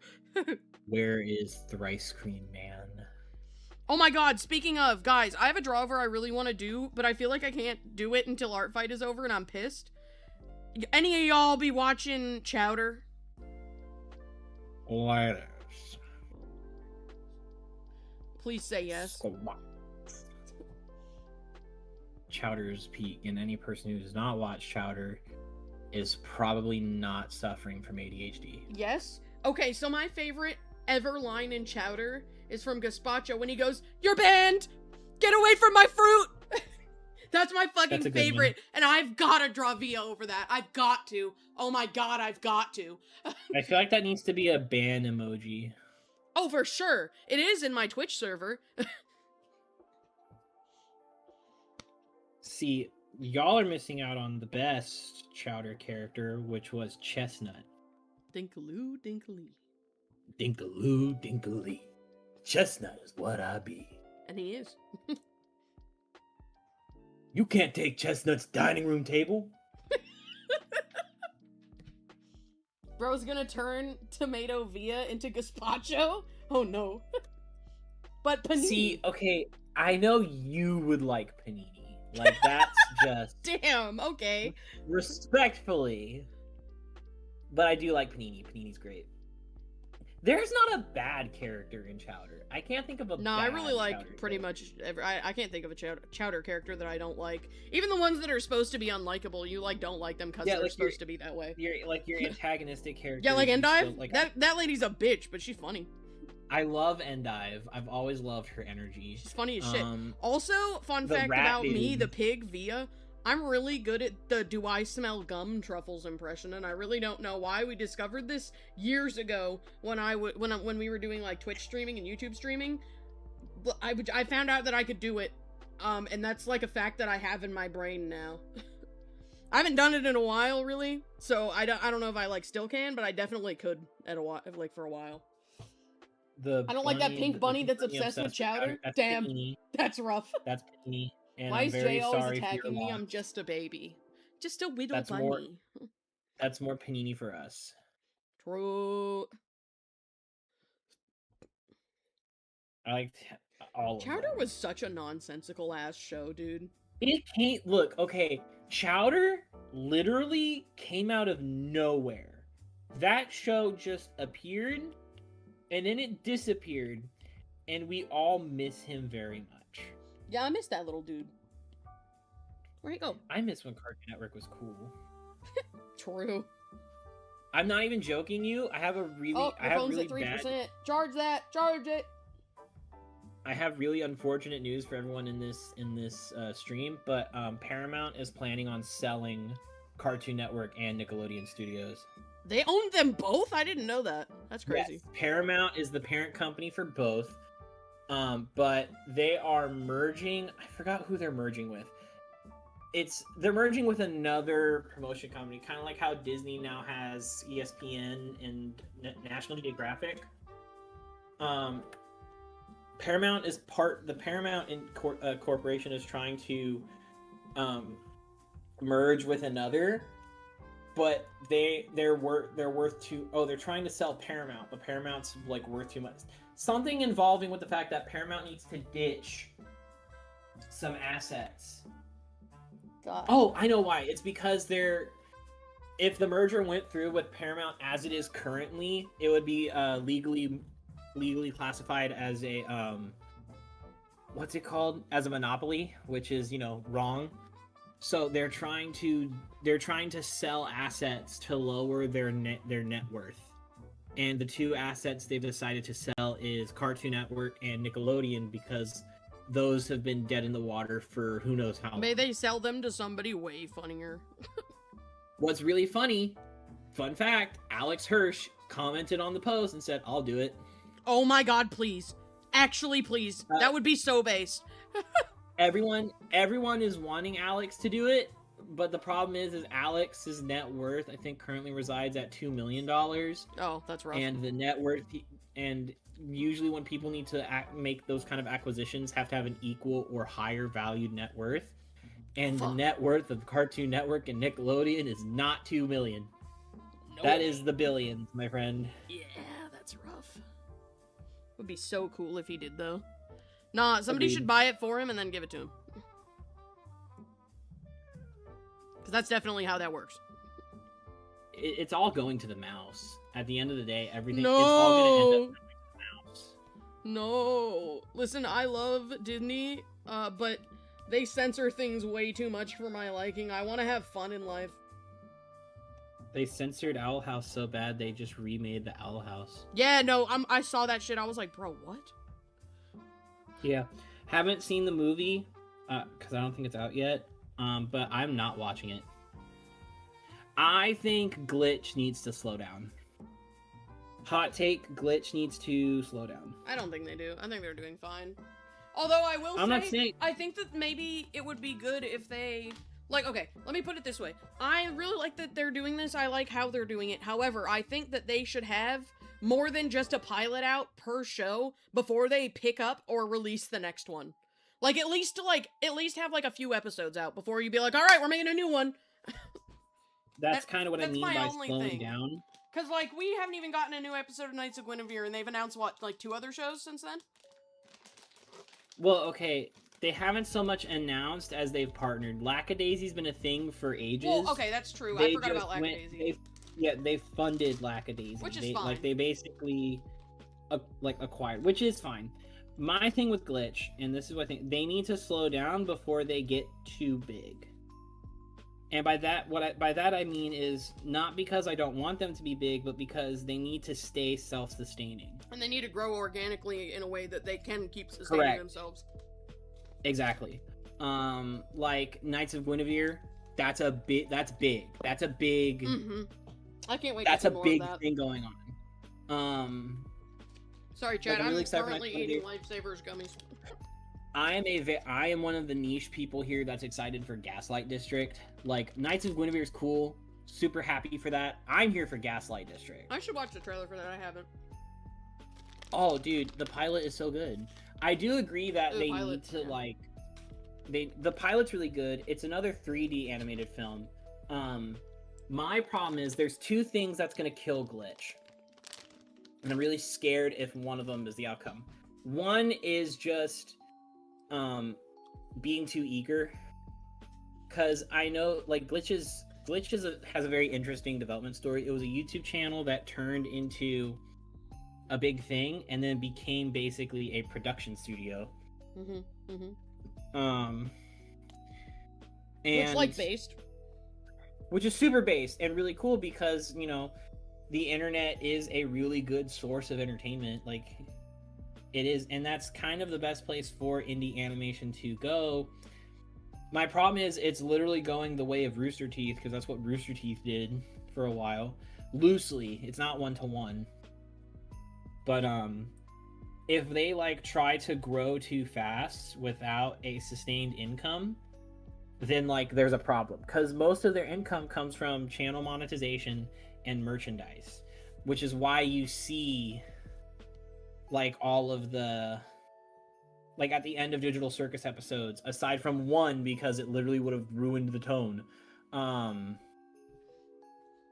you'd see like the buy the new plushie, and it's always like it's well themed merchandise. Like they'll always do like the stuff tied to that episode, like Made Jax debuts. Okay, well you can now go buy a Made Jax plushie and a Made Jax figurine. It's like, okay. Yeah, it's very tasteful. I wouldn't say it's fully problematic. I wouldn't say it's problematic. It's just they need to be careful. Yeah, they definitely need to be more careful. I do like the meme they did. It's a really funny meme, and it would be very funny if they continued it. But I'm also very scared of that meme, because that the meme I feel has become a bad omen, because I don't care what people say. They completely butchered, like the fandom completely butchered Gooseworks' mentality on correct, which pisses me off. I don't have enough information to make an opinion on Goose's share in the merch, but like Digital Circus, some people don't know this, and a lot of people don't know this actually. Digital Circus was not like some long-drawn passion project like Lackadaisy. No, Glitch came to Goose and said, hey, we want you to make a show. Can you make us a show? And like 2 hours later, they thought up of Digital Circus. Oh, that's kind of crazy, actually. I didn't know that. Yeah, no, it was a very spontaneous, and like that's straight from the horse's mouth. If you there's a YouTube series called Oni Plays' YouTube channel. They have a series where they interview certain artists or content creators, and the background is just all of them doing a draw pile. Oh, sick. They interviewed Goose. Like, Goose came on and they asked, like, what's the story of Digital Circus? Like, how did that happen? And it's like, I just made it up. Huh. Cool. Like, it was a very spontaneous. They immediately latched to it, and it was something they deeply cared about, with the fact that they, like, you know, but it wasn't like they didn't like make it because they like planned on making it. Like they, you know, it wasn't like a Viv situation where it was like, oh, like I've had these characters forever. It's more like, you know, I was asked to make a show. I made a show. The show is pretty sick. I like the show. However, they're like, I didn't plan on making this, essentially. Yeah, that's true. And I do know Goose never planned for it to be popular, but they were like, that's kind of that. I don't want to say it's not. It's the problem is what she partnered with was already popular. Like, if you're making a show with Glitch, it's gonna get popular, because that's literally the one rival to Spindle Horse. So it's like, that's true as well.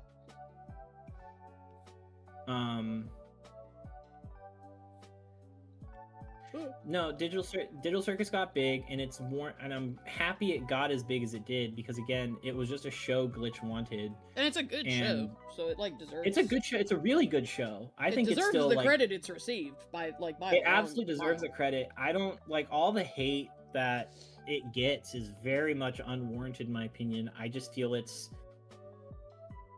people like either misinterpreting certain things or just not focusing on the bigger picture.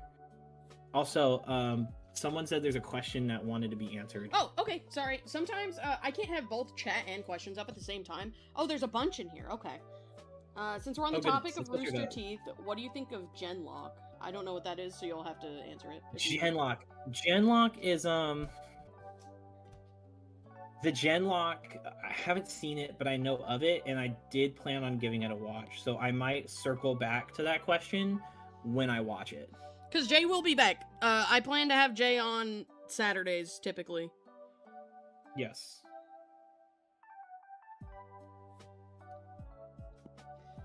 Let's see. Are you staying hydrated? The answer is yes. Jaye, are you drawing Mimi right now? I'm pretty sure he's starting off the mass attack. I'm getting this. I want to get the layout sketch for my mass attack, and then I will pivot to Mimi. It says, Jaye, for Ruby, would you say it half counts? I don't know what that means. Also, they would say that it half counts. Oh, as a magical girl show. Also, will you make Mud Puddle a pig for Oink Orchard? I'm going to try to. I don't know if it'll happen during ArtFight or after. I mean, I want one from you no matter what, but like, do it on your own time, of course. Yeah. I have plans for this ArtFight that I'm trying to stick to. I will say, though, that, I do want to ask all of my friends who haven't done one for ArtFight to design me a pig in general, because I was thinking about that, and I really like the idea of having a pig design from each of my, like, friends that I'm close with. I think that would be so cool, like, to have them have an impact in my world by creating, like, a relatively important character. I think that'd be fun. Yeah. So I definitely do want a pig from Jaye at some point. Correct. But no, I think Glitch is doing things.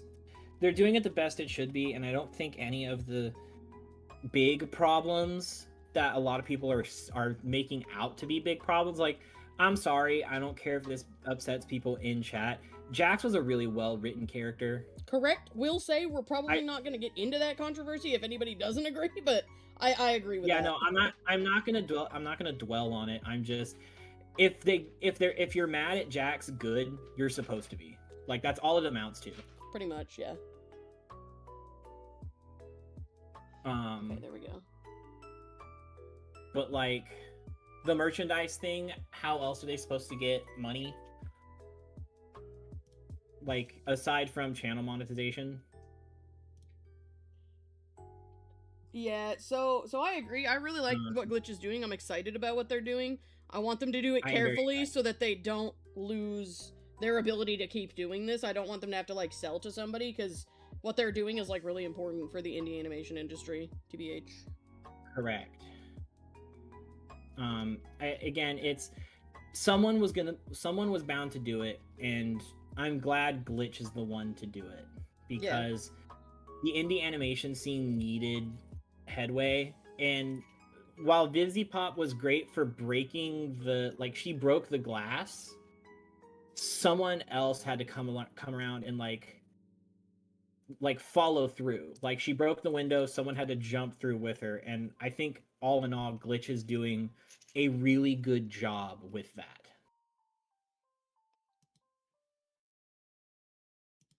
Like, I'm super excited for Lackadaisy. I'm super, super excited for Gaslight District. Knights of Guinevere is going to be an amazing... If Guinevere pans out really well, I think that's going to be the nail in the coffin for corporate series. Like, corporate television series. Yeah, fair. Just because of all the drama and, like, pre-context that came with that show. Yeah, no, that's fair. But either hate way, that these brushes are half red. This doesn't make any fucking sense to me. Yeah, I get it, because those are all colors for what you're doing. But they're like not, though, because I'm not trying to do fall. So it's like... No, I know you're not trying to do fall. It's just it's like a shading thing. It's to help with shading and yeah, crap. but just use shades of green. I don't want red in here, dude. How do I change that? I don't know. Let me see. And then the thing is, like, I have to change it for every brush. That's annoying. Shape green. Yeah. Rendering wet mix.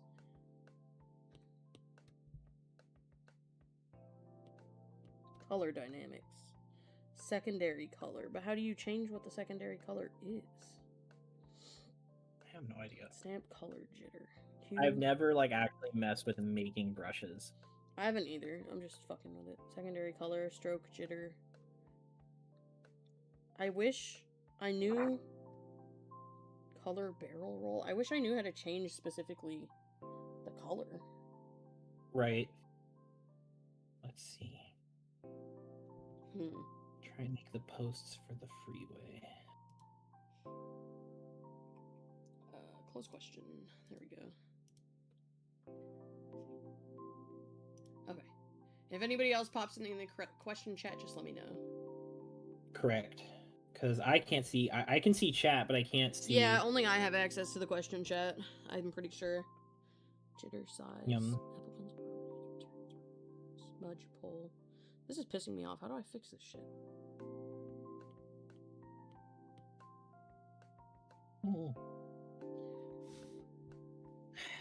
I wanted to play more games this summer, and I'm kind of mad that I didn't. Man, I'm sorry. I mean, it is what it is. Stamp color, stroke color.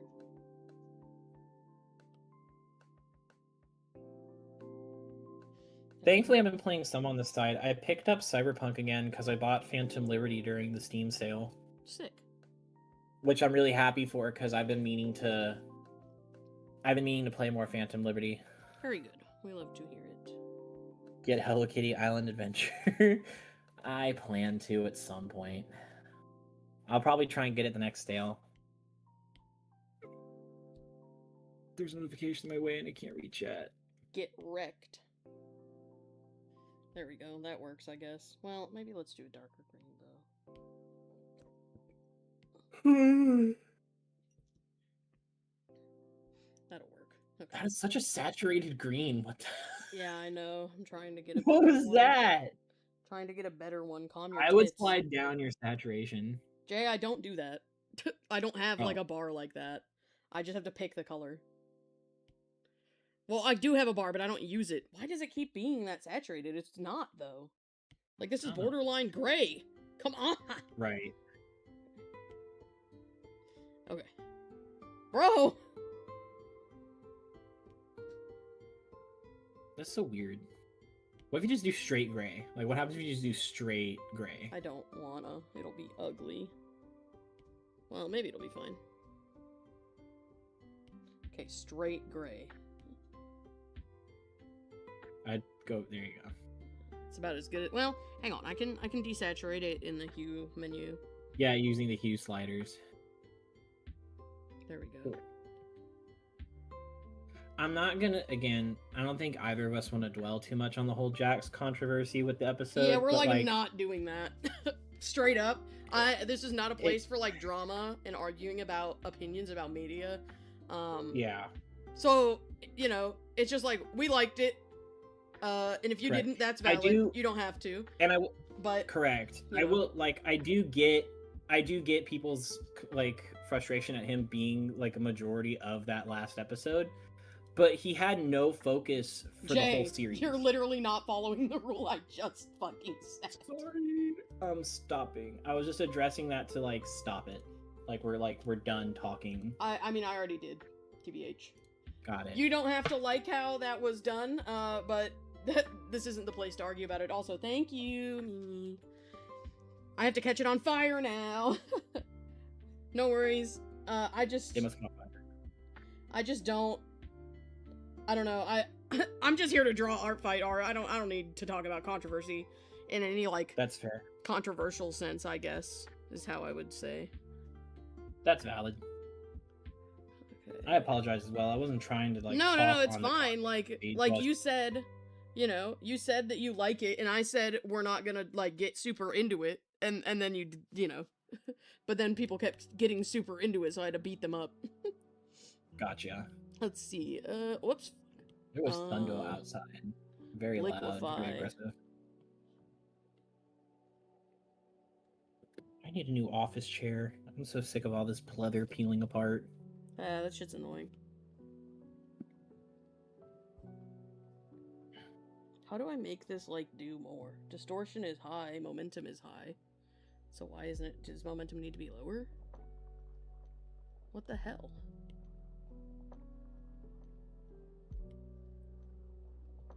Maybe if I make size bigger, it'll be more aggressive. He's gonna beat us up with a stick. Yeah, the pig is gonna put you in the soup. I gotta pull out my favorite Via Pig meme for this, hang on. If it's the soup, No, it's it's not not. the soup. You're evil. It's not the soup! What do you want from me, bitch? Should have been the soup, because that's it. You're getting in the soup. Nah, the better Via Pig meme is this, hang on. This is, like, really relevant to this particular, like, situation, so that's why I'm grabbing it. I like how you say better as if they're not all great.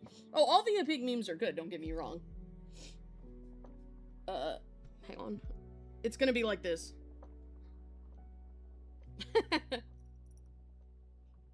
Old Via Pig meme. Oh no. Should Mimi try some morning journaling? Yes, you should. I think Mimi should definitely try some morning journaling. Anyway, yeah, it's this Via Pig meme. This it's Via my Pig. meme. Yeah, it's your meme. My meme. Your meme. My meme. Your meme. Oh, my meme. Your meme. Mine. Anyways. We'll say this. Don't know how other people feel about it. I think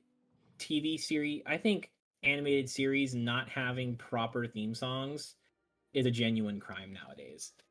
We need more theme songs in this bitch. I know this doesn't apply to all shows, but I've seen a couple of newer shows. I've like seen clips and stuff, and like this is not good. Like, I'm sorry. Some of it's not good. Like, okay, I saw on TikTok today, I always get these like bracket tournament tier lists kind of, where it's like they'll play like this versus this and people in the comments vote, and then the next TikTok they post is who wins and the next one, and they're doing animated series theme songs. And like today, like the one I saw today, it was the new DuckTales theme song versus I think it was Ben 10 Omniverse, which I have never seen. That's not my Ben 10. I'm sorry. Like I'm here from OG Ben and Ben 10. What was it? It was when he was a teenager. Anyways, and I heard the song, and it was like, it's a good song, but man was it short, and man was it like, it was one of those fast paced where it's like, yeah, this is a Gen Z show. I'm struggling with this. Like where it's the, huh? Oh, you're struggling. Oh, you are struggling. What are you doing? Trying to make this fire work, but I'm struggling with the liquefy tool to get it to work right how I need it to. That's how you make fire? Yeah, but I can't get the liquefy tool to like work. I'm not sure what I'm doing wrong. Listen, I'm on the border. 2001 has been confirmed to be the border of Z and Millennial.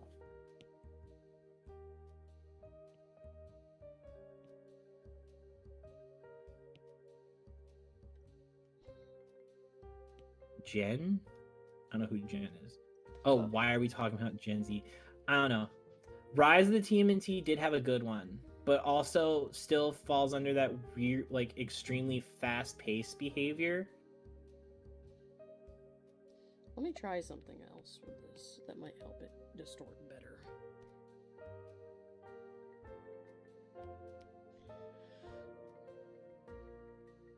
But I thought, first of all, the best Ninja Turtles theme song was the original. And then after that's 2012. I have no Ninja Turtles opinions as per usual. I know. I'm just letting the chat know, because every time you bring up something I haven't seen, I have nothing to say. So I need them to know that that's why. I've been seeing, okay, this is a side tangent that I don't want to get too hung up on, because it always confuses and upsets me, because I've always preferred Generations more on mindset than specific time period. I mean, I think it's a little bit of both. It is a little bit of both. I feel mentally more of the millennial mindset, but I know like on some charts I'm classified as Gen Z because I just saw one that said 97 to 2012. The one I heard was 2000. The Gen Z I've heard was 2000 to like 2011. Like that's the fuck we go. That's fire. I see, and I don't trust Google on stuff like that because that's so many. What the fuck does Google know about generations? Well, it's not even that. It's like that's so many different from so many different resources that categorize things very drastically. Either way, I don't feel Gen Z, period, and that could be just me trying to be delusional, but I don't know. See, look, fire. Fire.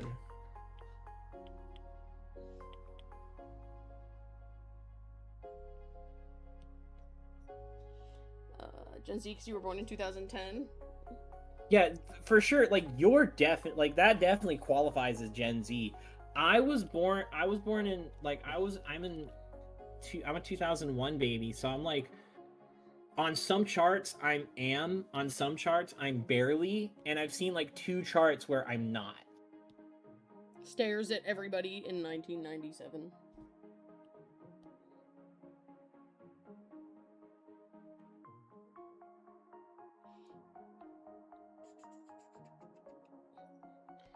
All I know is, I don't know anything. I've never known anything in my life. TBH. I've never been aware in my life. But, Fuck.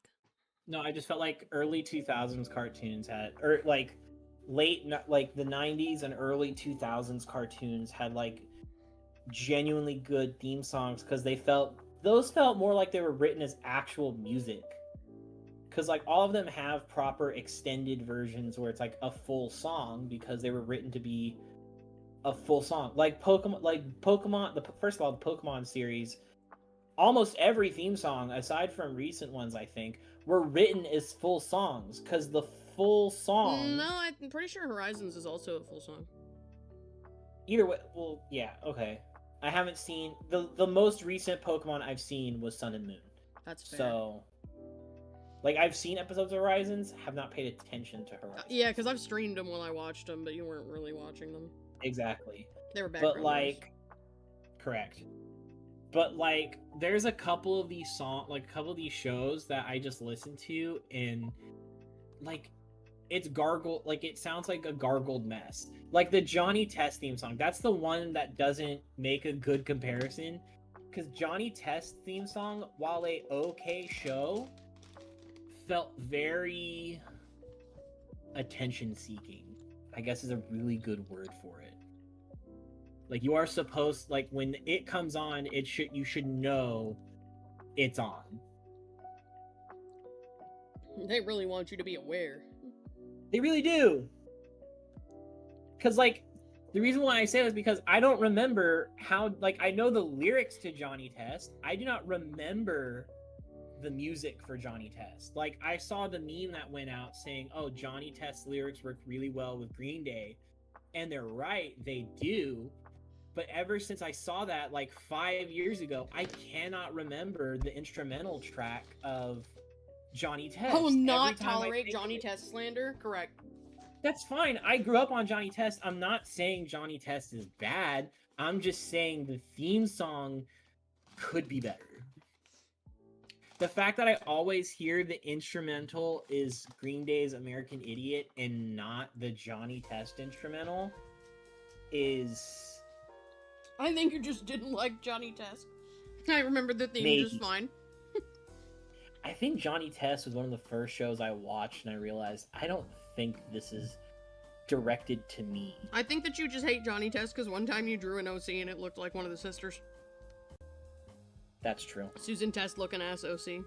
I did do that. He did do that, and it was funny because it was supposed to be like the gender swapped version of one of like our crazy villain characters from one of the stories we were working on in a roleplay. And he said it, and I was like, that's like Susan Test. And he's like, shut the fuck up! That's fair. That shit was so funny. It's not just Phineas and Ferb's theme song though. Every Phineas and Ferb song ever hits. I fear Phineas and Ferb was not really my time. I know, it's okay. Which is sad because I know, like, I didn't not watch it, but it like didn't hit as hard for me because it was like the tail end. It wasn't geared towards you. Yeah, it wasn't geared towards me, which is sad because it's so good. It's a really good show. Comedy's great. The music is genuinely peak. Like, there are very few shows I will listen to music from. Like, I know some people will, like, unironically listen to the My Little Pony music from, like, the series and stuff. Phineas and Ferb is that for me. I legit, like, I was driving to a hair appointment, and the song Evil Boys from when Candace got an allergic reaction to the wild parsnips and sang, like, really deep gravelly music. Like, I can't remember the name of the genre, but like, that's a good song. Like, that's a really good song. Unironically great. Backyard Beach is a banger. Like, just all of it is really Phineas good. and Ferb is getting a season 6 W. Heck yeah. Super excited for that. And like, listen, I ain't a Phineas and Ferb hater. It was just, you know, I don't have as much nostalgia for it as the average person, unfortunately. Yeah, that just wasn't you. I want to go back and rewatch the Pokemon series. You've said that, and you never do it. I never do it. I just go back and rewatch the movies on period, like, just occasionally.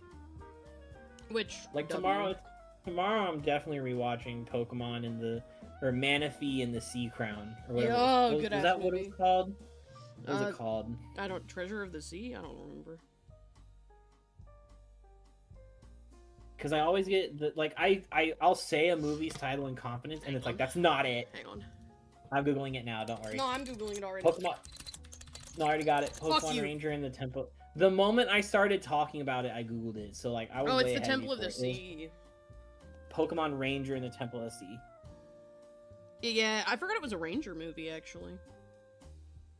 Not Sophia the First. I saw Sophia when I was on my... Oh my gosh. You just reminded me. I actually saw Sophia when I was on my Disney trip. I believe Secrets it. of the Jungle. I have not seen Secrets of the Jungle, but that's the... What's that monkey called?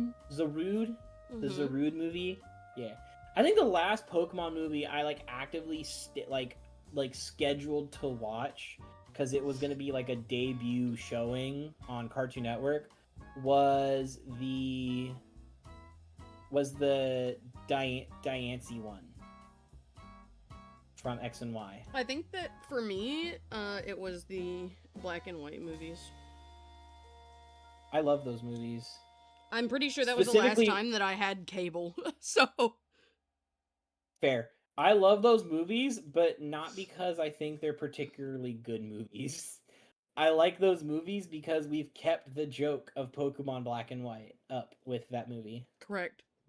They'd be like, same game, different guy. Exactly. Like, that's literally the best part, is we are beat for beat, bar for bar, the same movie, except we've inserted Zekrom here. Oh no, Sophia the First has a new series and they made it too realistic? Oh no, I'm scared. Uh-oh. I feel like I know about this because I feel like I saw a clip of it on TikTok. I definitely have not, because I don't think I'm the demographic for Sophia the Well, First. neither am I. I don't know why it was on my TikTok either. That shit was just fucking there. Tangled the series, though? Fire. Tangled the series. Best shit. I'll die on that hill. Rapunzel's Tangled Adventure is the most based Disney show they've ever made. It's like unironically necessary. It's like really fucking good, TBH. Like it should honestly be up there with so many legendary Disney shows, and nobody ever talks about it, and that pisses me off. No one talks about it. No, I agree. It's so good. And I'm not just saying that because Citrine has gay bias. That is a factor, though. But it is, like, just good on its own. It's, like, surprisingly quality. Like, you would not expect this out of, like, a random Disney Channel, like, you know, spin-off of a movie series. I will never not be mad at Disney for taking so long. Like, genuinely, they took like decades to put Buzz Lightyear's Star Command of the series on Disney Plus. Really? That's crazy. That was apparently a recent addition, like within the last 2-3 years. Love Cass I a lot. literally Correct. Correct answer. Cass is great. I have an old sketch of a Cass poster I wanted to make that's still there, and I still want to make it because it's really good. I remember no, we they started said- watching it right before like the final season finale situation. Correct. Like we were there right before the last season started airing is when we had first watched through it. And the amount of homosexuality that Cece experienced when it did was unfucking real. God. I can't believe she lives in my brain, dude. Sophia the First Royal Magic is what it's called. Huh. Like, just look at the screenshots or something. I have no idea if it's the screenshots that are the problem or if it's Like, I don't know if they're saying, like, the art style or... Yeah, I don't know either. If you're specifically addressing the art style, that's a complete and bona fide improvement. Because it actually looks like a Disney property now. Did it not before? It bordered the I'm looking at screenshots of the older animation, and it's just older 3D animated Disney. I see.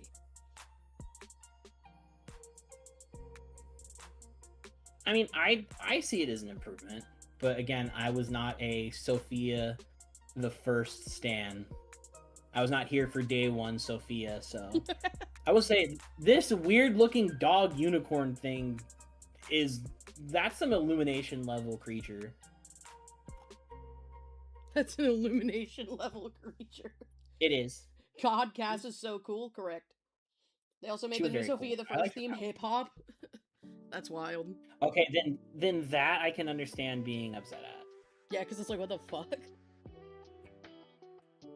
I always liked when theme songs fit the genre and were not like when the genre of music used for a theme fit the series. Like Disney has great examples. GarageBand was a really good one because they made it just like a grunge literal Me garage staring, band thinking you're soundtrack. talking about the fucking app. No. It was, so I really liked that series. It was very slept on. It was literally a group of like preteens making a garage band, but they were terrible at writing lyrics. And the only good lyrics they could get was from his older sister's vent diary. It was literally a venting diary for whenever she got really mad. Damn, and they were like, hey, these are some fire lyrics. So the points of the episode was like, oh, we need a song for like this thing we're performing. Oh, we don't have any lyrics. All right, let's go piss off your sister. No, that's insane, And actually, as a plot. They would literally like work on making the sister so mad. We gotta so that piss her she off so could she'll write some rage. good shit for us, thanks. Yeah, so she could rage in her vent diary, and then they turn that into lyrics. Did and it she was know that they unironically were funny. fucking doing that? No, the show is called GarageBand, and I'm pretty sure it was a Disney show. That's actually insane to me. But like the theme song was like one of those fast-paced kind of Green Day, like, you know, punk rock music. It was great. Or like Kick Buttowski, another Disney show, but it was like a slower paced, just metal hype song that you would play, like the kind of like a Metallica, like a Kiss song or something like that. Or no, not Kiss, like more like a Metallica song.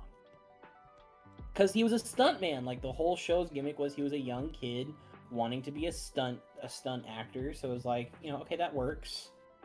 But like putting like this really crazy hip hop beat on a princess series. Yeah, it's like, what do you mean? That just sounds like you're just trying to be an earworm, which is like, that's not how it works. Ben 10 used nothing but sci-fi sounds. It literally had the stereotypical alien noise as the opening for the theme song. It did do that, and it was really good. Like, I'm 25, and I can still bar for bar, word for word, the OG Ben 10 theme song, because it was good.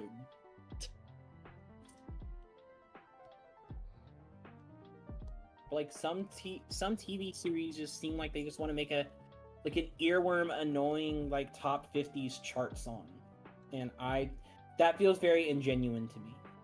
Yeah, that's fair.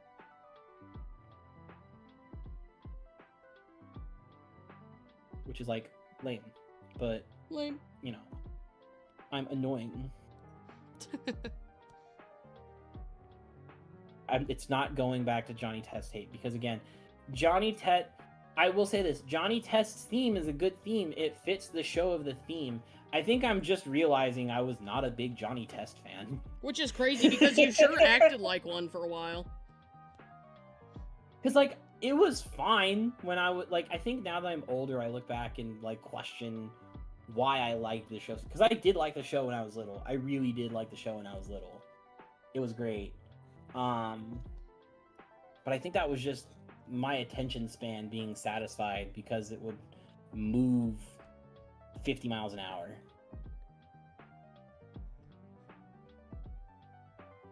Slow nod. You sure have the personality of a Johnny Test fan. That's... Get fucked! It's fine. That was good. I like that. Damn, that was crazy. That was a crazy roast. That was a crazy little call out. You like Pound Puppies? Pound Puppies was fun. Pound Puppies was good. I didn't know you watched Pound Puppies. Hello? I remember Pound Puppies. I didn't watch a lot of Pound Puppies, but it was like, when it came on, I'd watch it. Are you on your fucking Tamagotchi again? It made a noise, and stormtroopers were shooting at it. What do you want?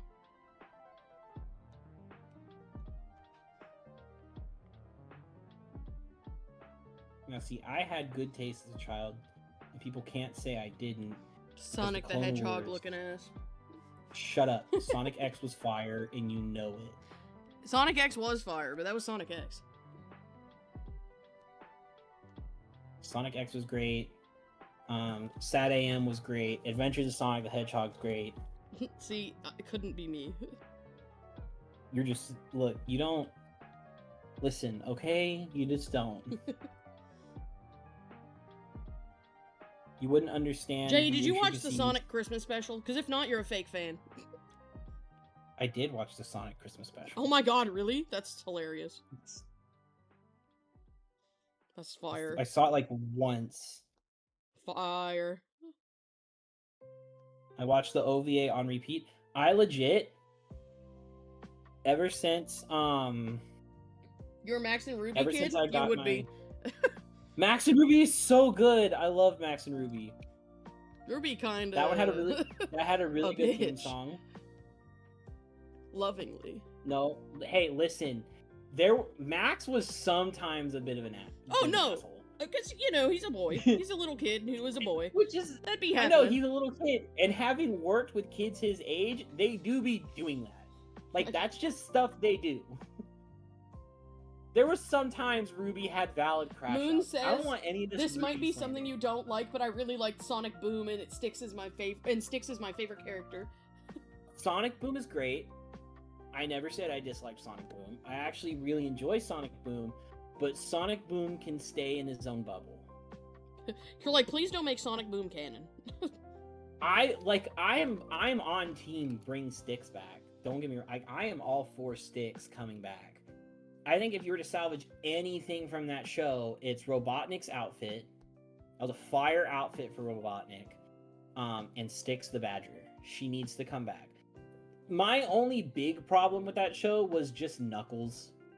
They really made that guy fucking stupid. They just made him dumb, and Knuckles was never dumb. I understand. I think it's fine if you, like, aren't used to who Knuckles normally is, but if you are, it's so jarring, dude. Exactly. No, exactly. They made Knuckles dumb because that was for the new kids getting into Sonic, because Sonic Boom was supposed to be...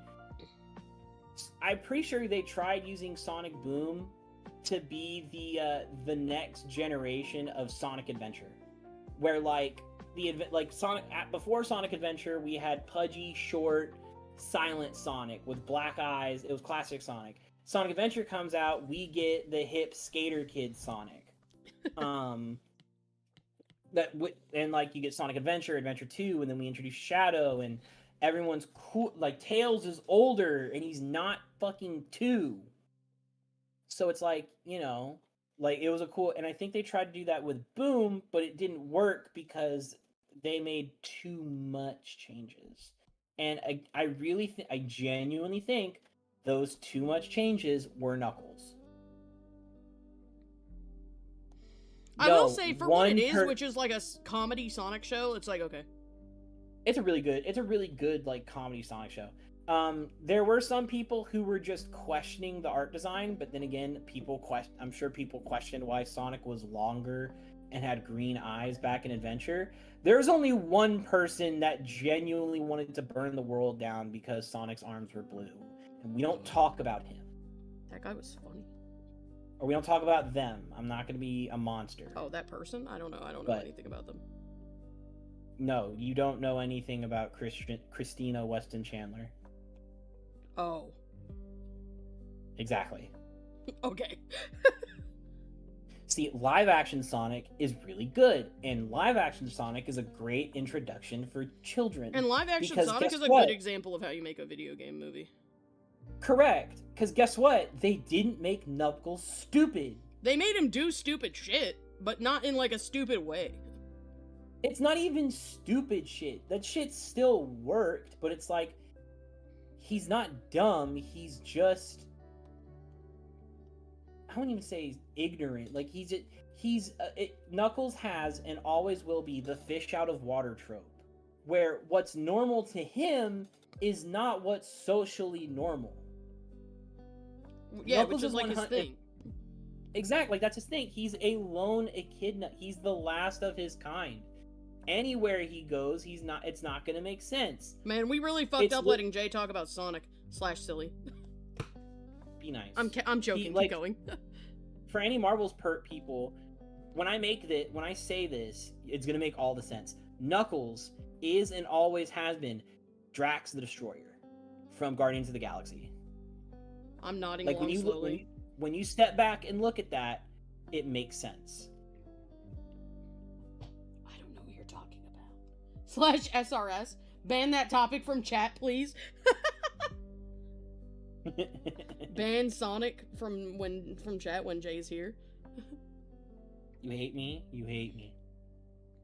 That's funny. I should clarify for everybody else that's here, Mimi, which is Batman lover in this one, like we're friends actually. Outside of stream we talk. No, I agree with Mimi though. We do need to ban Chris Chan from the topics. Okay, fair. Yeah, I'm just clarifying that so you don't think that this is a random chatter bullying Jay. No, that, like, we're friends. We play D&D together. We play D&D together and, like, yeah. Heart emoji. This is not a random bullying Jay. Must clarify. Check and see if there's any questions, by the way, Jen. Check and see if there's any questions. No, I bully Jay daily. We all do. Everyone does. I'm gonna tell on Jay. Jay has a problem. Don't. You can stop right there. Moon says, "Have you seen Trolls?" I haven't. Have you seen Trolls? I unironically fucking love Trolls. I know that Moon likes Trolls. I've seen. That is one of one of the good new child content to come out. And I'm kind of shocked that they're not doing more with that. I adore Trolls. Trolls is literally the best example of a jukebox musical. And only Trolls can get away with it. I hate the first movie, Poppy. Okay, not true. No, I don't like third movie Poppy. Movie 1 and 2 is fine. And me, I have no opinion. I've never seen them. She's your annoyingly optimistic person.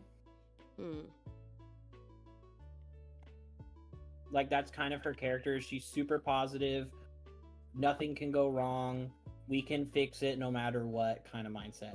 Okay. There is a third Trolls, and it's my favorite because we really just said, let's make a movie with every boy band trope ever from the early to mid 2000s.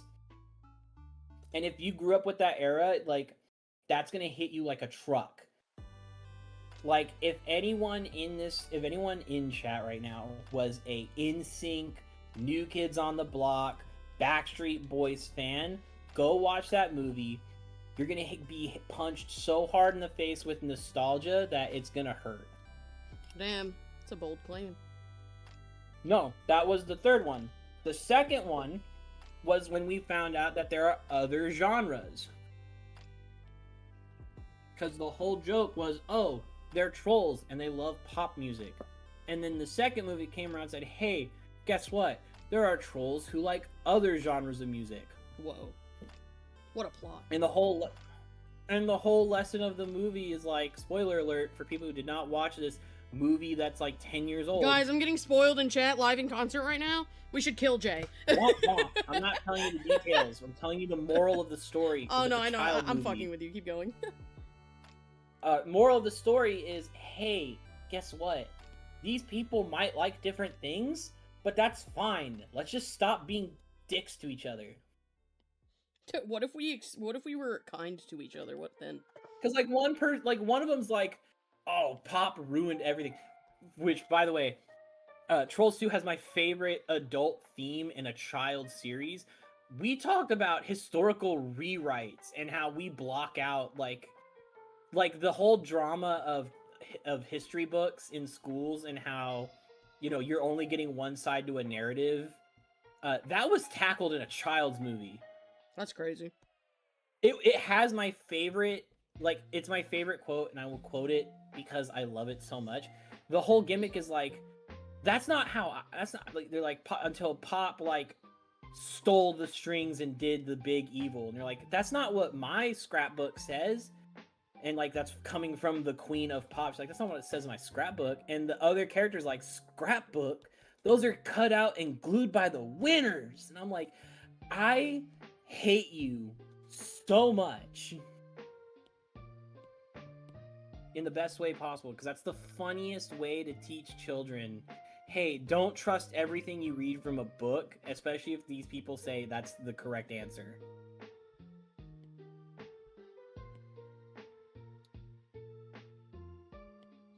This is crazy. Dia has been attacked rabidly. What? What? What? What? No. What? What? What have you guys done? I'm too tired to have ArtFight attack. Oh my god! Why? How did I get from 5 to 8? Huh? How did I go from 5 attacks to 8 attacks in the span of this stream? I'm gonna blow up. Man. Somebody go attack Jay. I need to revenge the 3 attacks I got. And I'm pretty sure I already did revenge. You technically revenged me. Because you finished your did. attack after I hit you. Correct. Let's see what we got. I have an attack. 1, 2, yeah. I have 3 attacks that I need to revenge. Oh my god, it's Via Pig eating a fucking strawberry. I'm gonna pass away. This is so cute. In fact, we're gonna stop working on my... big attack. And before I'm gonna kill this person. Whoever put this in here typed on it, sorry if it's bad. I'm gonna kill them. This is beautiful. I love this pig. This is a wonderful pig. Shut up. This is a wonderful pig. I love them. They're so cute. Actually, like, genuinely. Thank you, Mimi, for finding the word. And yes, Muga, that's literally just the point of the second movie. I'm actually gonna spontaneously combust. What do you mean, sorry if it's bad?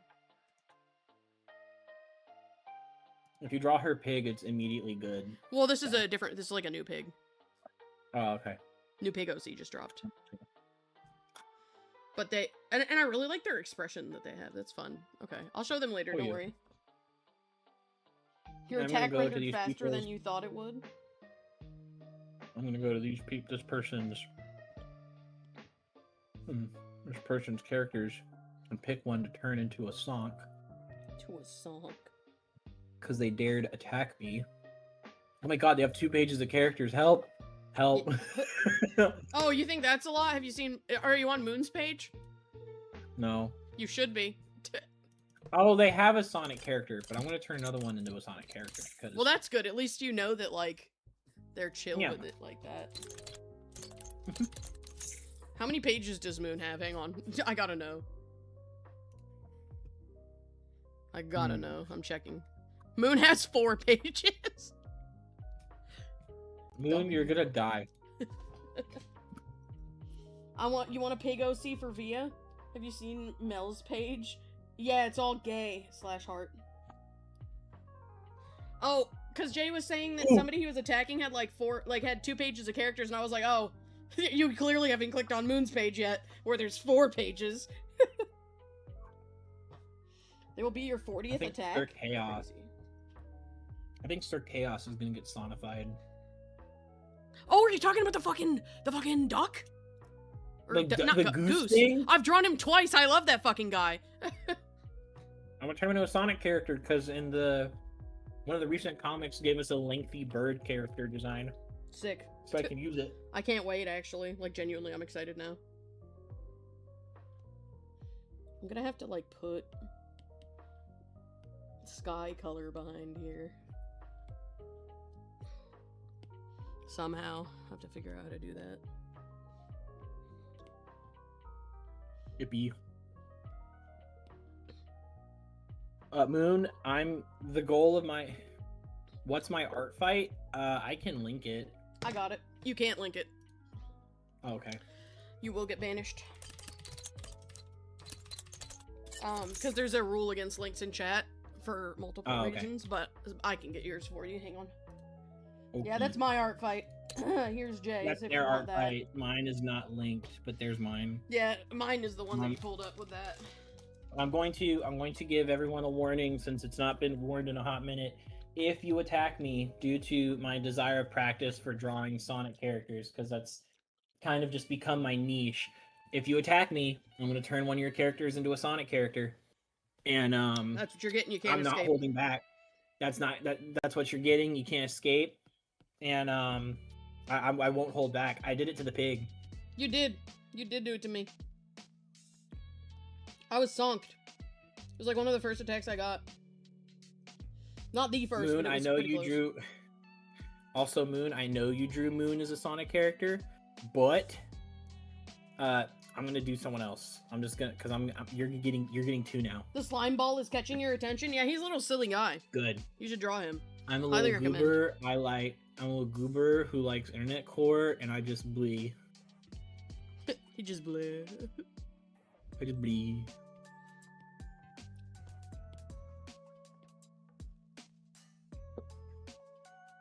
I like sonifying people's OCs because that's like something I want to offer as like a commission. CC said, like, challenge, sonify my OC but make her hot. That's not hard. That's true, I agree.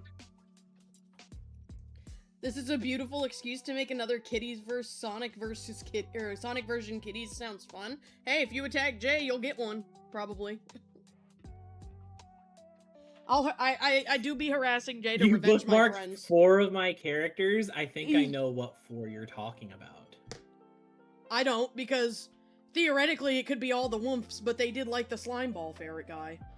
I know. They definitely like the slime ball. Might attack Roach? I think he'd cry. He fucking loves Roach. I would cry. I love Roach, my disgusting little trash bag. I wish Stacey was on ArtFight because I want to draw her again, but ArtFight?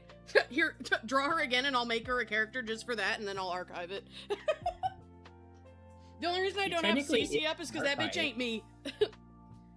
Yeah. I thought you did have her up. No, I don't. That's why she was just a plushie, like, little guy in the one that Moon made for you. Oh. Because I want to have CC up theoretically, and she wants me to have her up too, but, like, I can't do it. Because I won't, right. Like, I'm only really motivated by Via Pig to do revenges. But in the case of, like, friends, I'm already motivated to do revenges, and, like, anyway, so. Oh, fascinating. Roach, Jay, Crystal, and Slip. Those are all really good OCs. I have never heard anyone actively want to attack Roach. Fun fact, I don't think Roach has ever gotten an attack. Roach has never gotten an attack, I'm pretty sure. Roach nor Calypso, but that's fine because... You're like, that's fine, I'm deleting Calypso anyway. Yeah, Calypso is getting a massive redesign, so gonna follow back these people that followed me because I appreciate anyone who gives me attention. Me too, says Cece from the depths. I need to go back to the goose.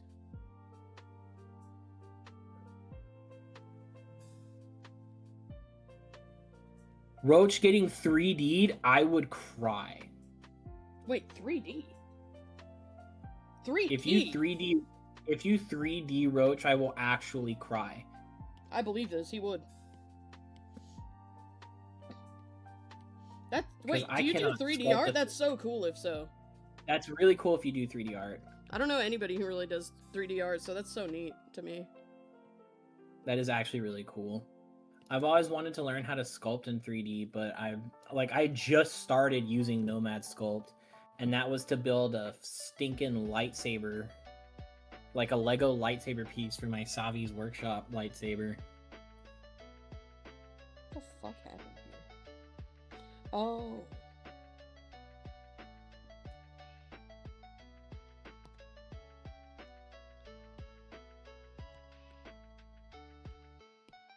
My page had to refresh, so I cannot see chat right now. That's okay, I can see them. About an even split of 2D and 3D? That's really cool. You want to use Blender to do 3D animations next ArtFight? You people are stronger than I could ever fucking be. I'm so scared of Blender. Y'all are just doing shit. I'm fucking terrified of Blender. Fun fact about me, I got pinged. Oh my god. He's just a fucking baby. His tail is a fucking lily pad! I'm gonna pass away. Oh my god.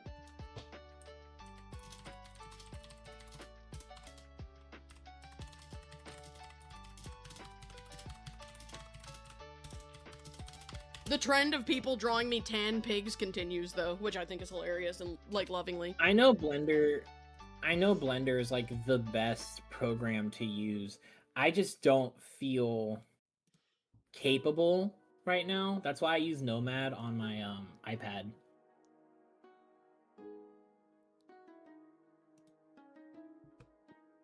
That was a lightning strike right next to my house. That's fun. Yum. Delicious.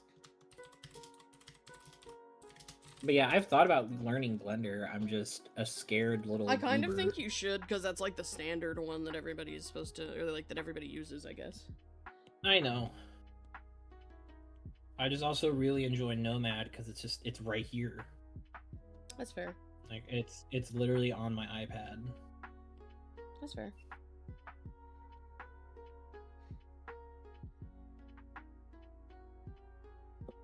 Okay. Now let's turn Moon back on.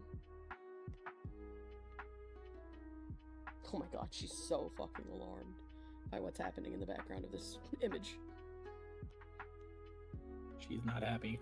She's like, oh my god, I can't believe I've done this. Oh goodness. Okay, time to color Moon. This meme is taking me a while because it's like a really, like I've been working on this meme for 2.5 hours already. Because it's a very, like, I don't know how to explain. It's just like a, what the fuck am I saying? It's like kind of a complex meme.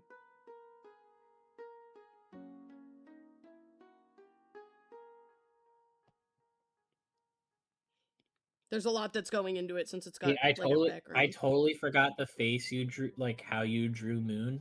So I saw you drawing the burning forest, and I thought it was the girl staring at, like, looking back at the camera from the burning house. I did think about doing that, actually. It's a really funny meme. I like that meme. It's an old Download meme, on your sir, but a 3D thing on your tablet? Wait, no way. if you're talking about Nomad, then that's what I use. I will say I would like to learn 3D because the ability to create, like, more things would make me happy. I can work in Unity, like, scarcely, vaguely, because I make, I do textures on models and I put them together in Unity, but I can't model to save my life. I had to pay somebody like $275 to model Via Pig, and then an additional like $150 to get Via Pig to have pig hands recently. Which is, that's what I was fighting with before stream, is trying to get that to upload, but there was an error, so they had to fix it.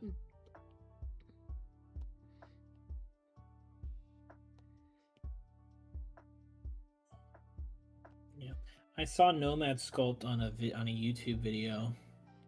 Combining them is really cool. There is an artist I follow on YouTube, as well as like other social medias. They're called, I think that, I don't remember their name, but they're a really cool 2D illustrator, but they will build, like, they'll do building blocks on a scene layout. Like, they'll go to Blender and just do basic geometric shapes of the landscape they're drawing for their environment, because they do big sweeping environments. But no, what's even cooler is they'll do that, and then they turn on the lighting engines and like do like a hard, like when it's sunlight, like it's daybreak or something, they'll do the lighting off of that geometry to see how it will actually go off, and it just makes their shading like 10 times easier for them. That's so cool. Because like they see how the light will bounce off the geometry, and it's really good. They don't do it all the time, but when they need it, they do it. Like they did one, and like it's a village on the back of a giant turtle. Cool. And they did like the art piece was like their cat and all of the animals, because they rescue, because anytime an animal gets like injured in their back, they're in Australia, so they get a lot of like animals in their yard. It's like all the birds and animals they save, they turn into little characters in the art piece. That's fun. I really want to learn Blender so I can do renders, because I think renders are really cool, and I would love to be able to put like my Fursona's model and like other Fursona models into like cool poses with fun lighting. So that's like what I want to learn it for. I mean, knowing how to model would be cool, because, you know, Jaye has a 3D printer, for example. Like, if I wanted, for example, a fursuit head of Via Pig, I could model it, send it to Jaye, and have him print it in a couple parts. And then I'd just have to worry about, like, fabric. So, like, there's so many cool things that you could do with being able to 3D sculpt, but it's so intimidating to learn. Especially for me as an iPad-only artist, I can't... Like, I have a tablet for my computer, so I can do that, but, like, I feel like doing it with my mouse would be hell.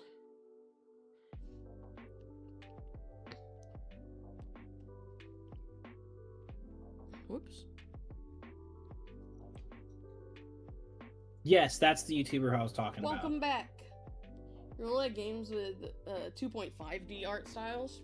Yeah.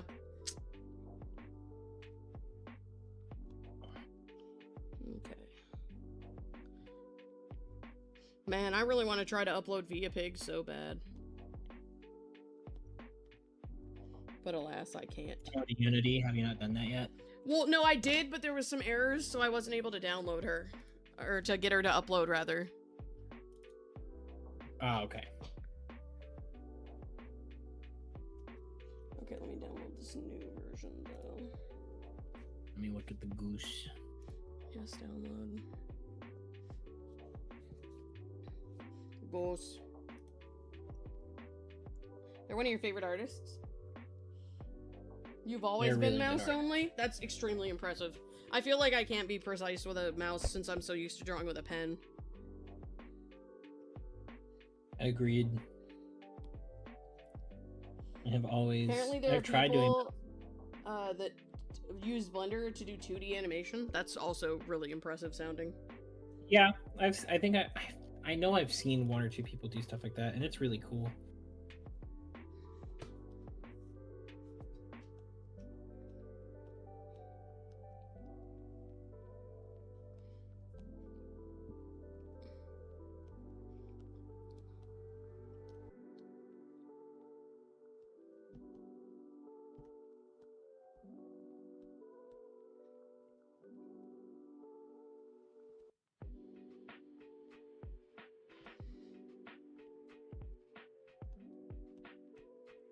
I'm so nervous I'm not gonna get Moon's design right.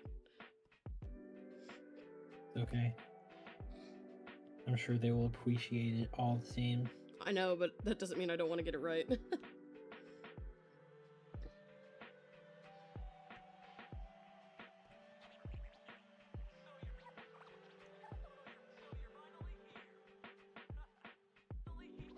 Is this a boy goose? Yes. Okay. Because that typically decides if they wear pants or not in Sonic. Oh, Though does I would it? always still pants. Sometimes. If you want to be that, like, adherent to the original designs. I just never But I tend to realized. draw them more like IDW characters. Well, I mean, yeah, like most, like they usually have a big top that tends to hide the waist. Like when it comes to IDW background characters, I've noticed they either follow the Sonic rules where men just have shoes and gloves, or they, like, if anything, they'll have a top that's just there or will cover the waist so it's not super awkward. And then girls have like literally a full ensemble. Oh.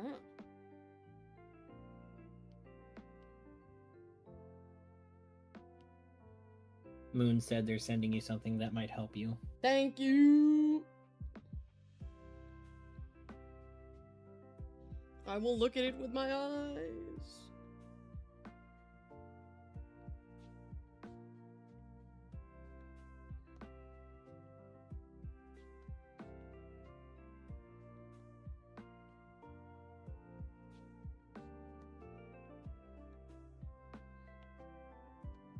I have a sketch for the Sonked Goose. Damn, that was fast as fuck. It's not like a proper, it's like the... Yeah, but it's still, you draw slow as shit, so when you said you had a sketch fast as fuck, I'm impressed anyway. Like, you struggle with drawing fast usually, so. It's very rudimentary, but yimsh. Let me be impressed. I forgot. Geese have big tails. No, they don't. They have little tails. They got little ones. Okay. Now I'm gonna work on Mimi. Because there's so much shit to color on Mimi. Yeah, this actually helps so much. Thank you, Moon. W fursuit references saving my fucking life. Fursuit references are goated. Correct. This is so helpful, actually. That's right. I need to add a stitch inside her ear.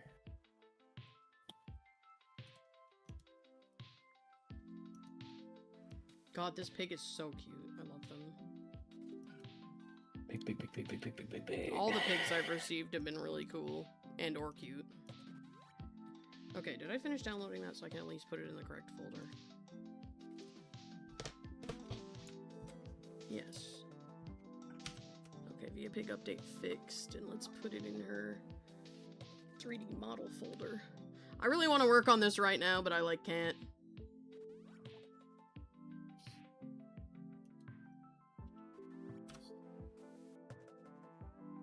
Yes, I see the stitch. Via pig. Hand update fixed. There we go. Hello! Welcome in! You almost missed the person you were attacking had an ask first requirement on showing their art, so waiting to see if you can make a short on the attack. That's fair. Oh, I didn't know people had ask first rules before you can post an attack. That's sometimes crazy. people do. Well, not posting the attack to ArtFight, but like posting it elsewhere. Oh, because obviously you have to post it to ArtFight. Like that's not optional. I misunderstood the rule, and I thought like, oh, before you submit this, let me make sure I see the attack and like it follows. I don't think that's what they mean. I'm pretty sure they mean like, you know, post it elsewhere. I will be right back. Oh no, the entertainment is leaving, guys. You have to just deal with my dumbass now. Goodbye, goodbye, goodbye, goodbye, goodbye. And then we all were sad at the end. Okay. Alright. I'm trying to lock in so hard, but that ViaPig model is sitting in my files right now, just dying to be uploaded to VR chat. And I wanna fucking go VR fishing so bad, chat. I've been wanting to do that for so long, but I've been intentionally waiting till my model was done. But I didn't think my model was gonna be done the night before I had a guest stream with somebody, so now I just have to fucking sit here and wait. Pain.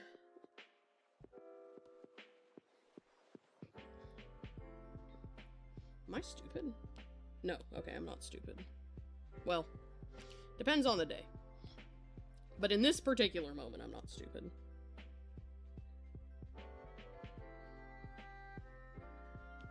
There we go. You gotta go cook again, so you're swapping to mobile? Fair enough. You've heard Mimi? Correct. Don't know what the lore for that was, but... Anyone working on ArtFight stuff while watching this? A lot of people do. This tends to be like the stream where people come in and they draw while I draw. Apparently it's helpful when I draw. So I've been told. Oh, okay, good. I know what the backs look like now.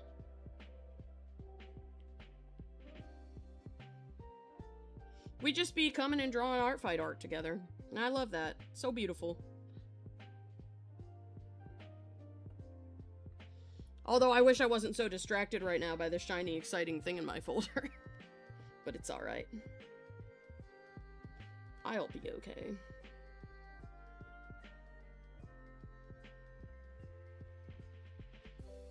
See, because I want to upload the ViaPig model to VRChat just so I can test it immediately after stream. Problem being, if I do that, it's gonna, like, blow up my internet. Like it'll lag out the stream because it takes a lot to upload and, like, finish the model so it can be uploaded. You're organizing your bracelets right now? With the horrible realization that you're gonna be putting ones that can't fit on your wrist? Oh no. Love my art style? Thank you. This is my meme art style for silly shit. Jay said he's gonna draw Mimi now? I don't know. I actually don't remember.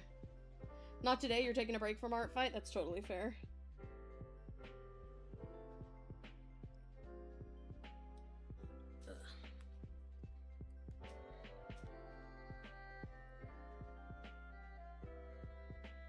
I'll do the horn colors. That'll be good.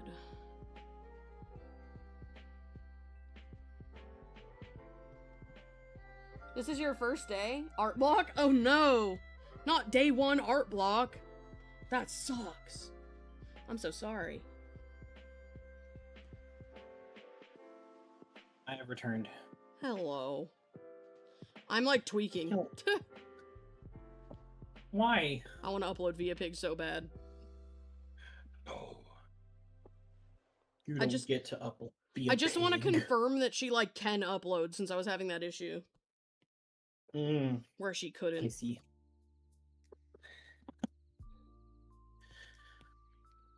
But alas.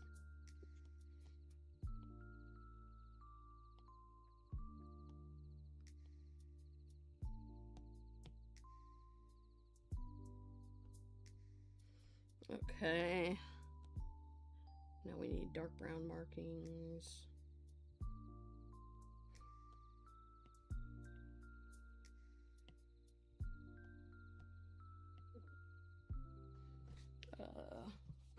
Make that 19 bracelets, you found 2 more.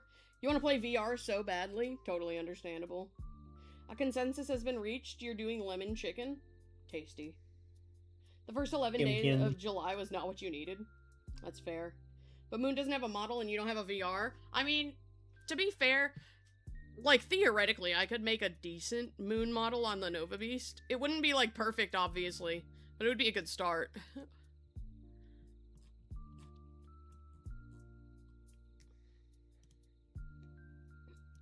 How's everybody gonna recover from ArtFight? I probably won't draw too much next month.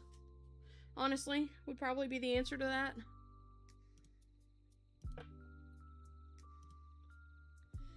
It's probably gonna be a situation where I draw quite a bit less. For my sanity.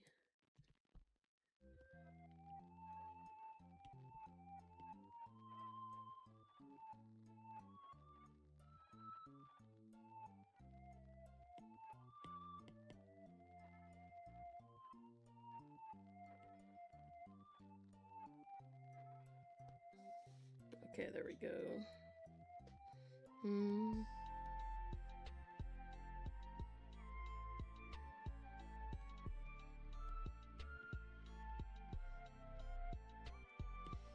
Yeah, I probably won't draw a ton, and also...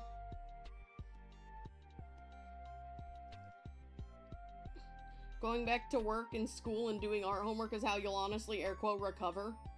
Your goal this year is to draw 5 attacks, might be reduced to 4. Totally understandable. You have to play VR through your computer rather than on Quest. Yeah, that's fair. Oh shoot, I forgot a bunch of scars. Shit.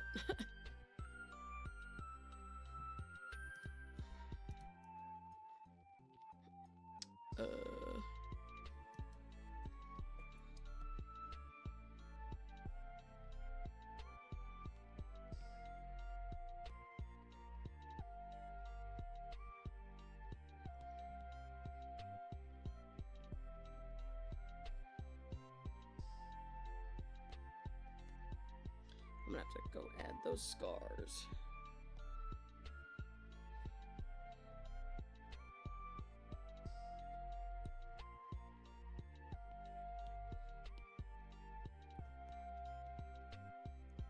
Whoops.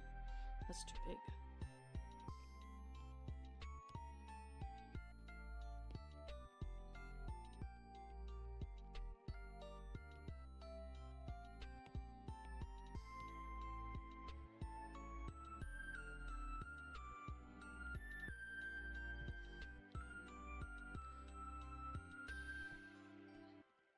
Okay, there's a face scar here.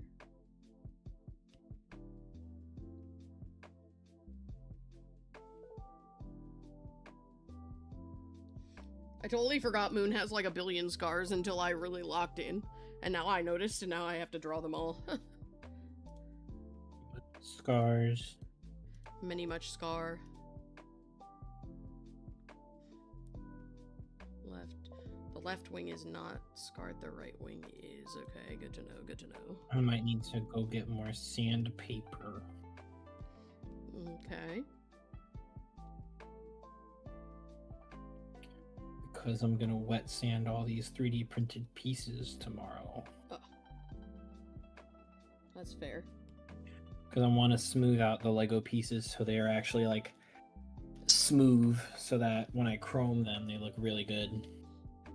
Fair. Because I'm painting like the old Lego lightsabers where they were legit straight chrome. Oh, okay. I see. Also, probably won't be able to get my tattoo. Reading Isn't this the Digital Circus outro? What? No. This is from Pokemon Sun and Moon. Oh, okay. I can't hear your music. You're Still. drawing a dragon right now, and the wings, why are they so hard to draw? Hell if I know. Dragon wings. Hang on, your goal for ArtFight is 50 attacks, you've gotten 40, that's crazy. Your first goal was to do 11 a day, but you gave up and went with 50 in total because it was easier, that's fair. It was before. Hold on, let me go back and I gotta see now. My recommendation when it comes to drawing there hasn't been. Wings, I don't know. No, I'm not sorry, I'm not talking. Oh. When it comes to drawing dragon wings, focus specifically on the bones. And the best way I've always imagined it is imagine it's your arms. Like, this is going to sound stupid, but whenever I draw anatomy, I always use myself as a point of reference. And whenever I draw dragon wings, I imagine my arms are the arm of the wing, and then my hand is the base of the rest of it, and each finger is like the webbing that sticks out. That's how wing be. That's how I've seen bat and dragon wings normally be seen, is like they're literally hands. They're just giant hands. I basically just LARP as a dragon. I'll just in his brain, like in my brain, because like I'll look at my arm in like I'll sometimes set my phone up in. Like, I'll set my arm up somewhat as, like I'll set my phone screen up or my iPad up and have the camera on and, like, just take a photo of a point, but, like, I just do that. Like, I will sometimes legit stand up, pretend I'm 5, and I'm pretending to play Jurassic Park, and then just hold my arms like Mickey wings. It's really fun.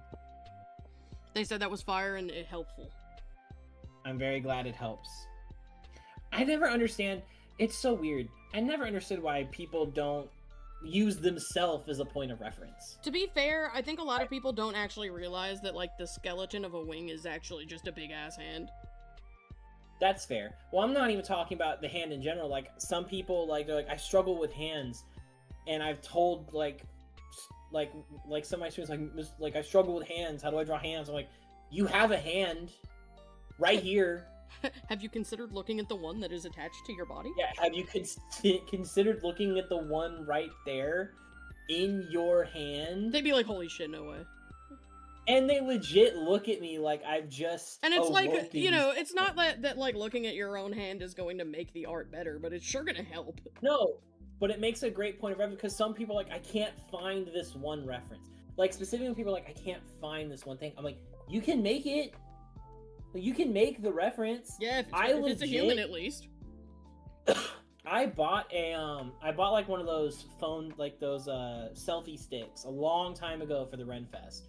And it broke literally the day I got back from the Renfest. I remember. And then I use it as an excuse to buy a better one, and it has like a built-in tripod and a remote, so I can take photos. And I use that to take photos of myself for like difficult and that, like, I know I'm pretty good with dynamic posing.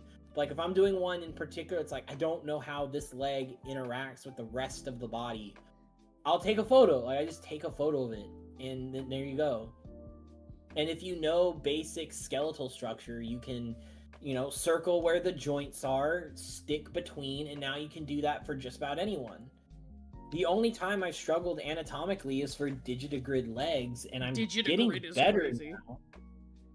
I'm sorry. I'm gonna. It pisses me off so much when Jaye mispronounces shit. I always correct him like naturally, and then I feel like a dick. Dear God. I'm gonna. Yeah, I'm sure you are.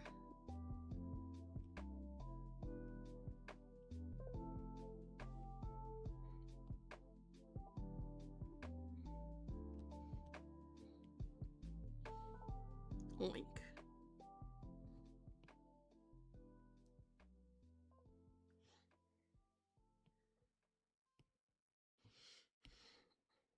I will say, guys, I probably will end a bit early today, so that, well, I mean, I plan to end early today anyway, because, Cece has plans, and so I need to be out of the way for her. But also, I want to get that avatar uploaded before Cece's plans start, so... No, not low battery on my iPad, that's fucked up. So I will probably end in the next, like, hour or so.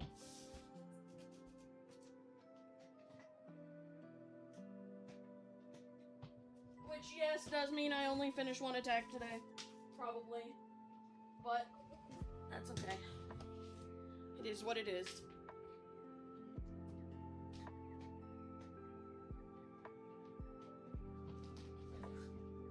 Okay. Did you just say oink? Yeah, I do that. I actually genuinely have, like, a natural vocal stem, and the vocal stem is just me saying the word oink.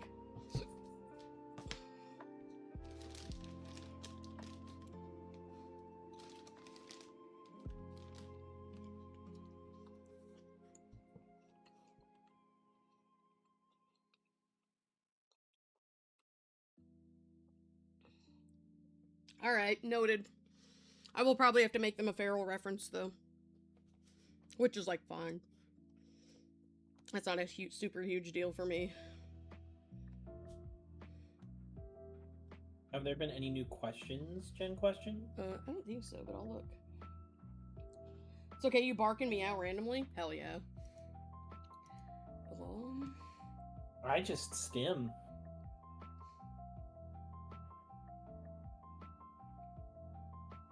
Says, what did Jaye think of the attack? Do you mean the Audrey attack?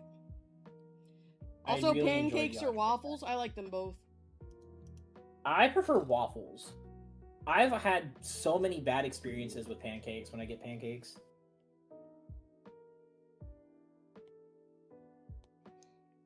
Like, there's so many restaurants I go to and they have pancakes, and I never get them because they're just so... Like, they either fall apart immediately on contact with syrup, they're too crunchy. Damn, the places you go must be fucking awful. Never heard of these issues. Correct. Like, they just fall apart, and it's just bad. Just I've had bad waffle experiences. I don't care what people say. I'm sorry. Pancake? Cracker Barrel pancakes stink. All the mom and pop breakfast places I went and got pancakes are bad. I will say, for multiple reasons, take Jay's food preferences with a grain of salt. They're bad. Generally speaking. I hate you so much. Yeah, you claim to. But we both know you don't. Heart emoji.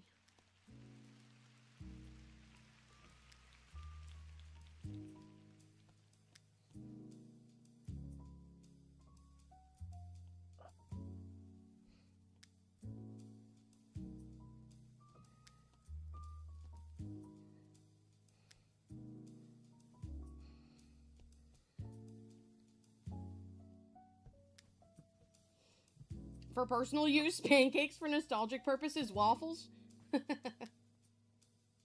Waffles, I just feel are better.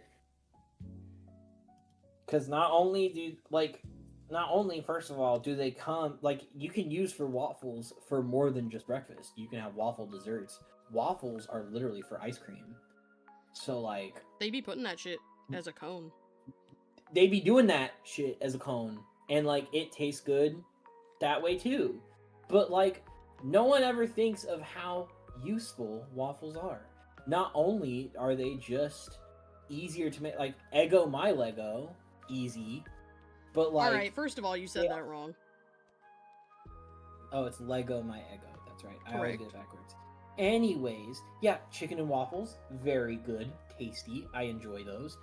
But, they're so convenient, they're very nice. Here, we'll hold that syrup for you, so you don't have to just slam your pancake into the plate and smear it all over the place to get syrup on it. This is a very autistic take.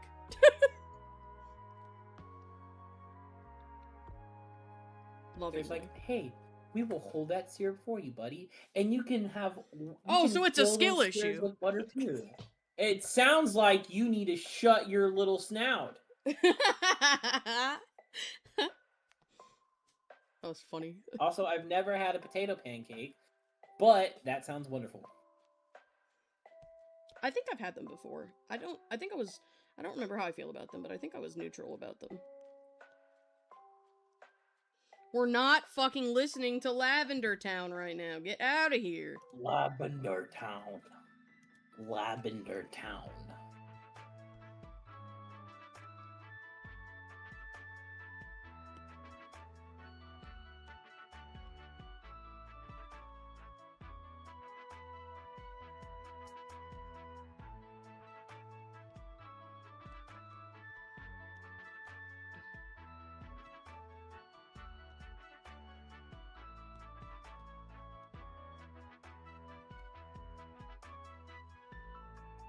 Thank you. Someone agrees with my takes. Lavender Town.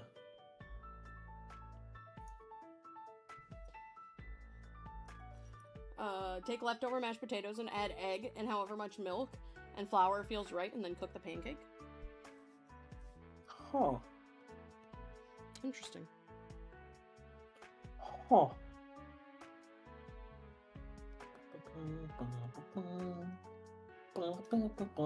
Jay, this is not what's on my songs right now. I'm gonna need you to not. I'm aware. I need to get a new wallet. Mine is falling apart. Wallet. It's not my wallet.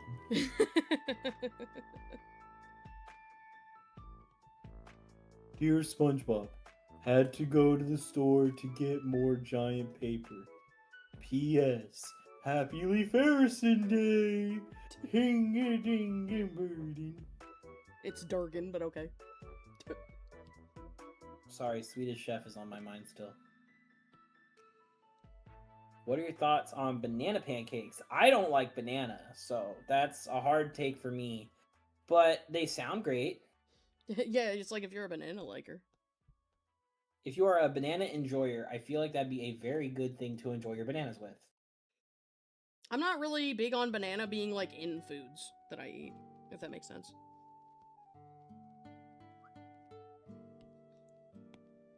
Yeah, I'm sadly not a banana person.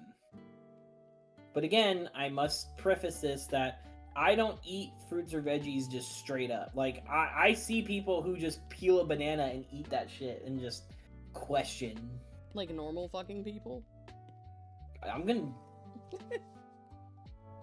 I'm gonna. Yeah, you let me know when you're gonna. I'm gonna. Anyway, I like bananas, but I tend to be, like, weird about what they're put in. Like, I really like natural, like, banana ice cream and pudding and stuff. I think that shit's so good. But I hate, like, banana flavored things. Shit, hang on. I'm not denying that bananas are good. I was a very picky child growing up, and I was not like. Are you not still? I'm literally working on it. Asshat. I was just asking you a fucking question, Jesus. I have literally been trying to break out of my picky habits, and I'm trying new things, and I'm slowly working my way to trying stuff like that. I've tried apples. Apples are cool. Apples are cool. I would prefer sliced apples instead of just biting straight into an apple. Fair. Because that just... But, like...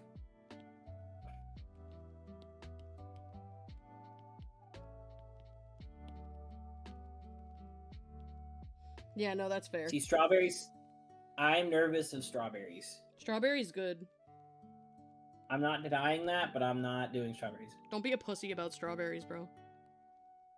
You are not forgiven for your spelling mistake. Dang. What? No, I got stabbed at 6-7 times. Alright, I'm banning this guy. I work with children. You can't say you are not forgiven for your spelling mistake and use the wrong your. You can't be doing this. You like strawberries but not like on their own? I love strawberries all the time. Strawberries make you nervous. There's too much flavor if it's ripe. That's fair. You might be done soon. You have 5 to 6 pigs left to color.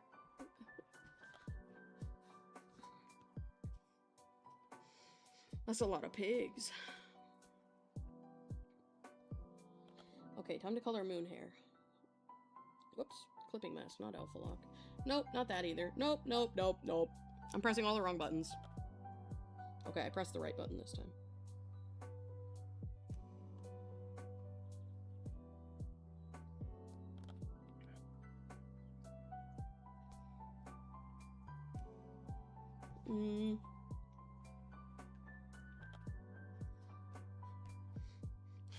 I just ban, like, current day memes in chat. We're not allowed to say 6-7 anymore. We can't be saying Ohio. See, it's funny. I feel like the Ohio meme has kind of died out. I don't hear my kids, like, tweaking when they hear the word Ohio. We're banning Skibbity in chat. Same with that. I haven't heard... my whole year teaching, I have not heard anyone call each other Skibbity.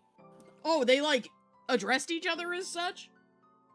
Yeah, that was a thing. Is like... Oh, I thought it was like a term for... I don't fucking know. I thought it was like a term for something, not like a person. It was multi-use. It was multi-use. Okay. But, like, the terminology I heard when addressing each other is like, oh, they're Skibbity, or they have Skibbity Riz. Like, it's a whole thing. I see.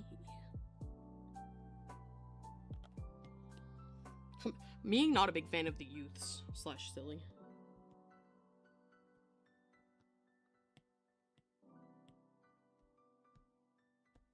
Natural hair color.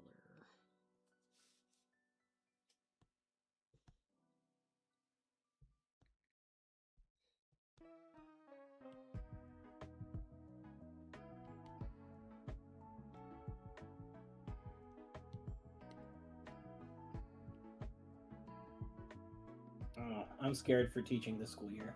Yeah, you should be. It's my You're gonna be in a fucking back. closet.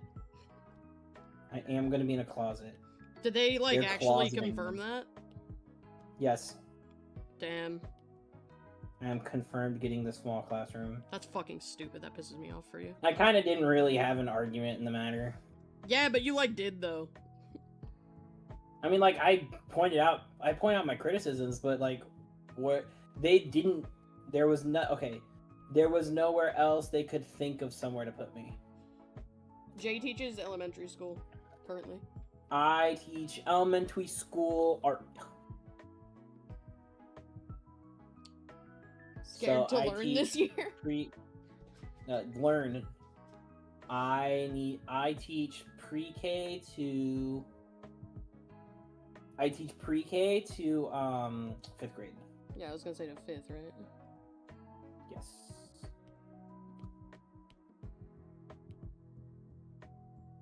I am 2'5".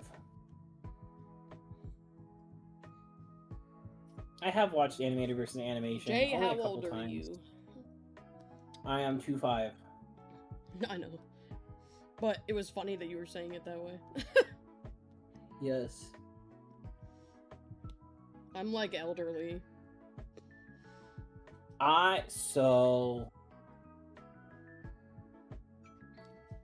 To my knowledge and to my understanding, you need at minimum a bachelor's degree. Hang on, my Tamagotchi said something. There's still no O in that word. I'm gonna... to my understanding, most places you need a bachelor's degree in Wait. whatever subject you're teaching. Actually, I think it would be fitting if Moon's eyes were red in this one, actually. Fuck. My personal recommendation is look into... Depending on what college you go to, because here's the cool thing, and this is what my college did. So, this is advice for the future. If you want to only teach art, and you do not want to be, like... and you do not want to struggle with being like that person, like, oh, I wanted to teach art, but now I'm stuck teaching math. Just go for a art degree. Do not go for an education degree. Go specifically for your art degree and look into if your area accepts alternative certification teachers. Because if you go to college, like if you're going to college, which only like lock into college if you choose, like if your position needs college, which being a teacher you do, look and see if your college either offers a certification program for your school. For example, I had one, and it basically had me do a primary art degree where I was taking all art classes, but I had 3 or 4 courses dedicated to education: SPED education, primary ed, secondary ed, and literature incorporation. Like those are the 4 or 5. And then I had to take, of course, the certification exams I needed for my certification.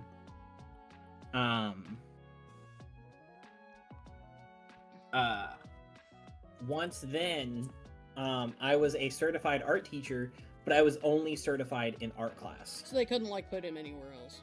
Yeah, they couldn't, like, they legally cannot put me or rotate me anywhere else. Now, they can offer, like, if you take this test, if you get certified here, you can teach another subject, but that's off my own volition. They legally cannot put me in other positions. Even though they make you the watch reason those why, other classes, like... Correct. The reason why I say that is because a lot of people who want to be an art teacher or want to be a music teacher or an AV production teacher, they inherently just go in and get an education degree, not realizing that the education degree, most if not all education degrees, require a certification in a core curriculum. Like, you have to, like, you can get certified in whatever you're wanting to teach, but to get your diploma, you have to take a certification exam in a core curriculum: math, science, social studies, English, history.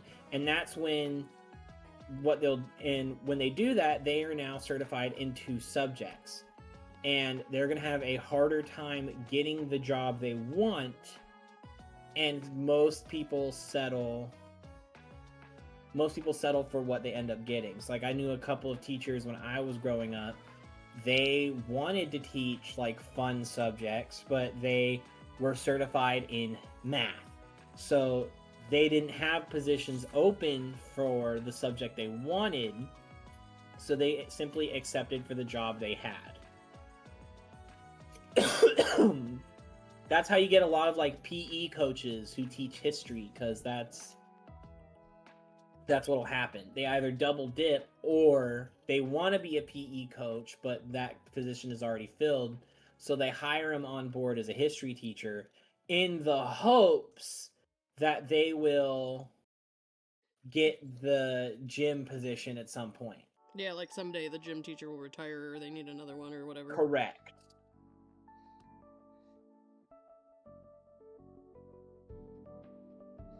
That makes sense. It was it's something you got to be very mindful of. I got lucky and I did my associate's degree at a very cheap, affordable college, and it was a general, so it would all credits would transfer. And I found a local college that had a program that certified me in art and education, but only in art and education. So just be mindful of that if you're wanting to become an art teacher. Because art teachers are the ones that they shoot for the most. Because most art teachers never leave their current. They will never leave a good place. And art teachers especially tend to fall victim to that education degree problem.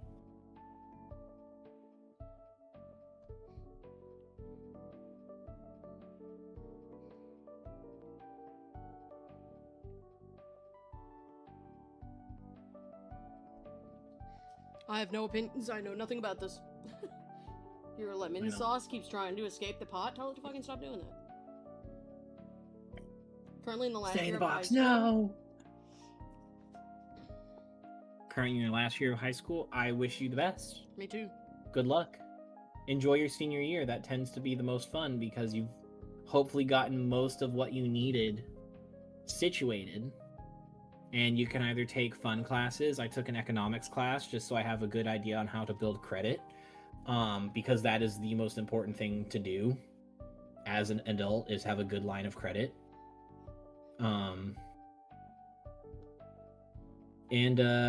Yeah, I did that. I took AV production. I took, and after that, I just took a bunch of freebies.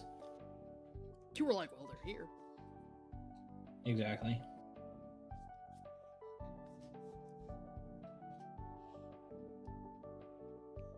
Kitty says, thank you for the advice, Jay. They're considering it as a backup job sort of thing, but they'd have to double check, and they'd have to double check what the salary rate in the area of living interest and how the school does it in that area. That's fair. The best way I can describe being a teacher period, first of all, you have to go in with the right mindset. And I'm sorry, this sounds cruel, this sounds super negative, that sounds very defeatist, but do not go in there thinking you're going to change the world.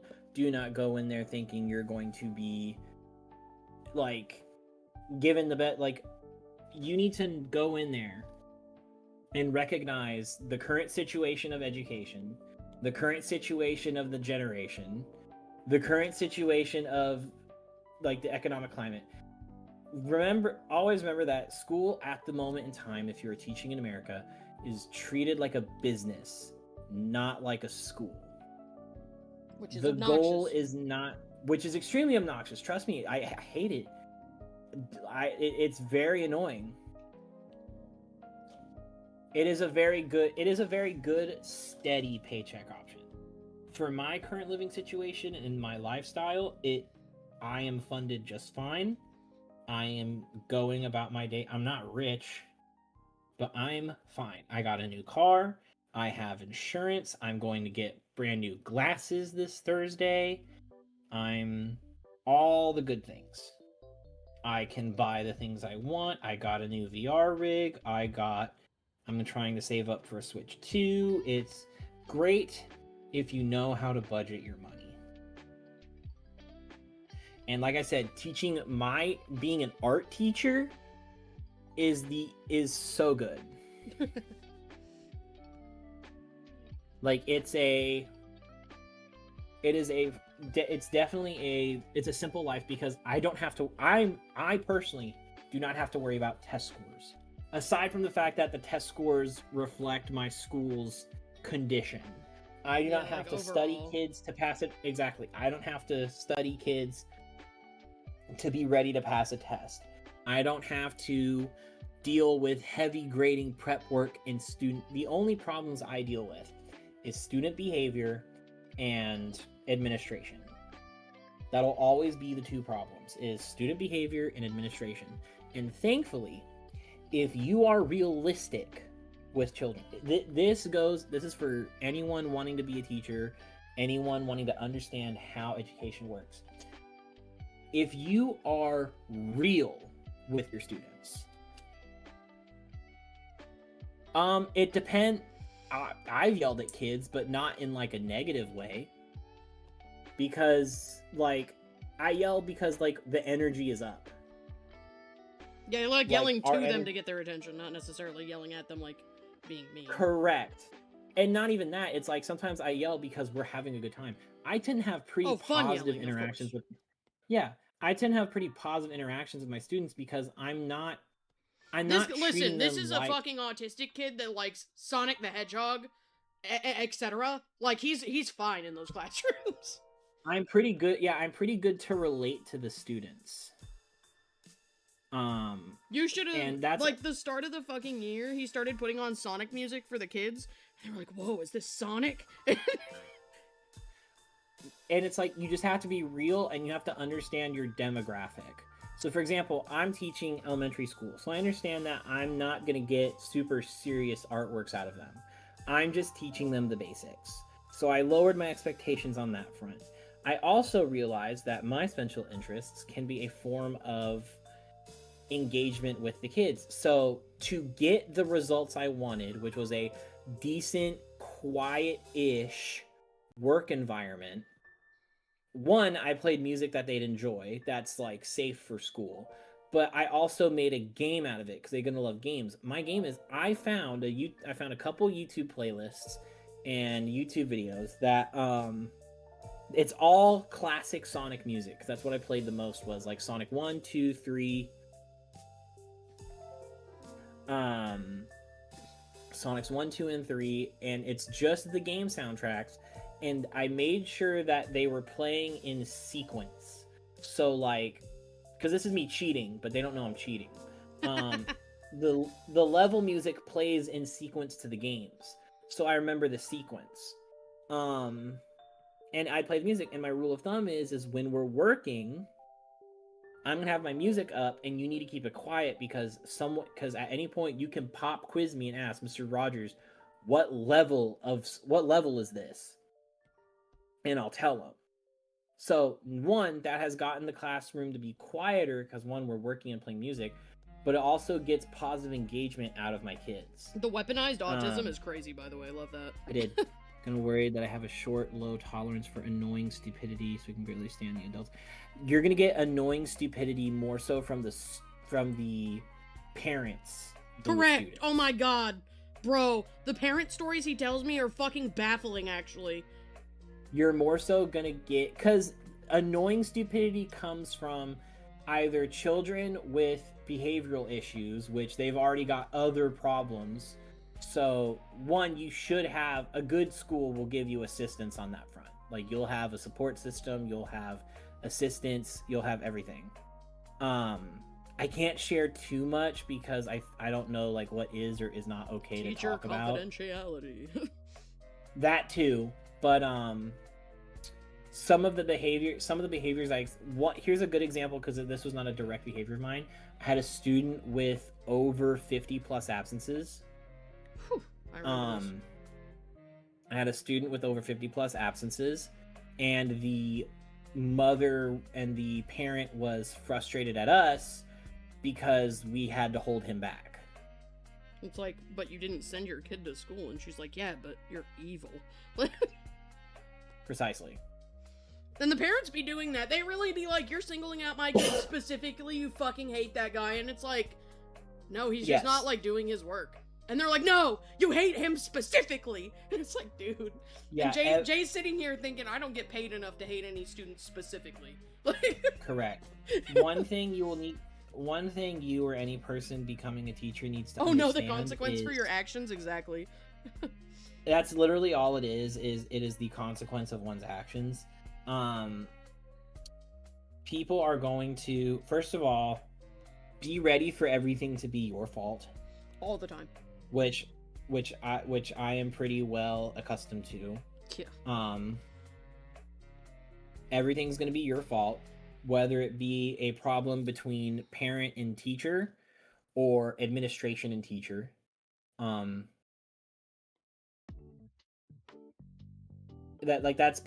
best way I can understand it is make sure you're looking out for yourself. So any documentation you put out is recorded. I have every text chain archived and saved onto my school's cloud storage. Make sure proving them wrong is only going to put a target on your back. Like, okay, when I say proving them wrong, in a situation where there is 100% no questions asked, you are in the right. For example, I had students using slurs in school. So I administrated a consequence. Are you talking about the one with that one kid where the parent was like, I thought we live in a free country? Yes. Okay. I was just about to prompt that one. Not giving a lot of information on that one because there's a lot with it's like a personal, like there's an actual child. Yeah. Specifically. It is 100% a fight your battle situation. It is 1000% a fight your battle. You pick and choose what battle you want to fight and what you want to die on, and just be knowledgeable of what your school will and won't do for you. Because there are principals who will 100% throw their teachers under the bus for the sake of keeping the peace. Obnoxious, by the way. Even if that teacher is 100% in the right. So just pick your battles. Make sure you have evidence. Yeah, absolutely don't pick your battles without evidence. Yeah, like I literally, when dealing with the parent, I consulted my support group. I, did everything I was supposed to reach out and to stand my ground, because it was like there was no way I was going to let that slide. And the parent exploded on me, just completely. Dude, it was so stupid. Emotionally exploded. Like, I was targeting. I was like breaking his rights as a free speech. Like everything you could think of under the sun. Student goes, slur. You go, you're not allowed to do that. And the parent goes, you're taking his rights away. What do you mean, dude?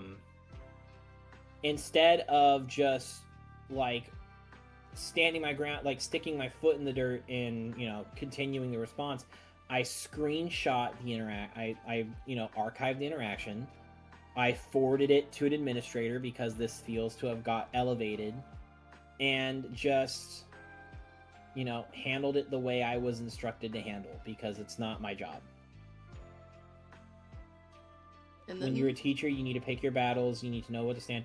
And the biggest one, this is the biggest one that a lot of teachers don't understand, is be consistent. Be consistent with it. So like right now, I've made a firm stance on how I am with that kind of derogative language in my classroom. That is going to be upheld. Yeah, like you can't just let somebody else do it. Correct. Like if I catch another student going through that, like doing the same thing, does not matter the tone, does not matter the situation, that consequence needs to be upheld. Yeah. Because that is the biggest career killer, is inconsistency in behavior, and that affecting the students. Because it borders on favoritism, and that's one of the many ways a teacher can lose their career, or at the very least lose control of their situation. Like in my classroom, I have pretty strict behavior. Like I have an expectation of you do your best. Does not matter how confident or like unconfident you are as an artist. You're in my classroom, we're doing artwork. I threw out, when I showed up to a pre-established room. I threw out all of the Legos. I threw out all the puzzles. I threw out all the kinetic toys. Damn, you didn't even take the Legos home? That's fucked up. They were Duplo. It was a bunch of Duplo. I'm fucking with you. Calm down. Okay. Anyways, I got rid of all of the kinetic toys because I've seen classrooms where, especially with pre-K and kinder, they'll do art for 30 minutes and then puzzles and games No, and that all would that piss for me the off last as a 30 kid. minutes. And it was because like they're like the excuse was, oh, they don't have the attention span to do art for that long. Yeah, they do. And they don't have the attention span for things they're not interested in. That's the problem. The moment you bring special interest into it, which is why I literally encourage students to draw their OCs and stuff. I literally had a project for the end of the year where we made custom like trading cards, and they got to draw whoever wanted, and I had a bunch of kids draw like what's the thing? It's a new age Gen Z, Gen Alpha thing. It's Dandy's World. They drew a bunch of Dandy's World OCs. And you're like, sure. And I'm like, sure, yeah. And to my knowledge, aside from the creepypastas and, you know, the what's it called? The content farms that, you know, go off of it and make things that are not it. Dandy's World, to my understanding, is a pretty tame thing.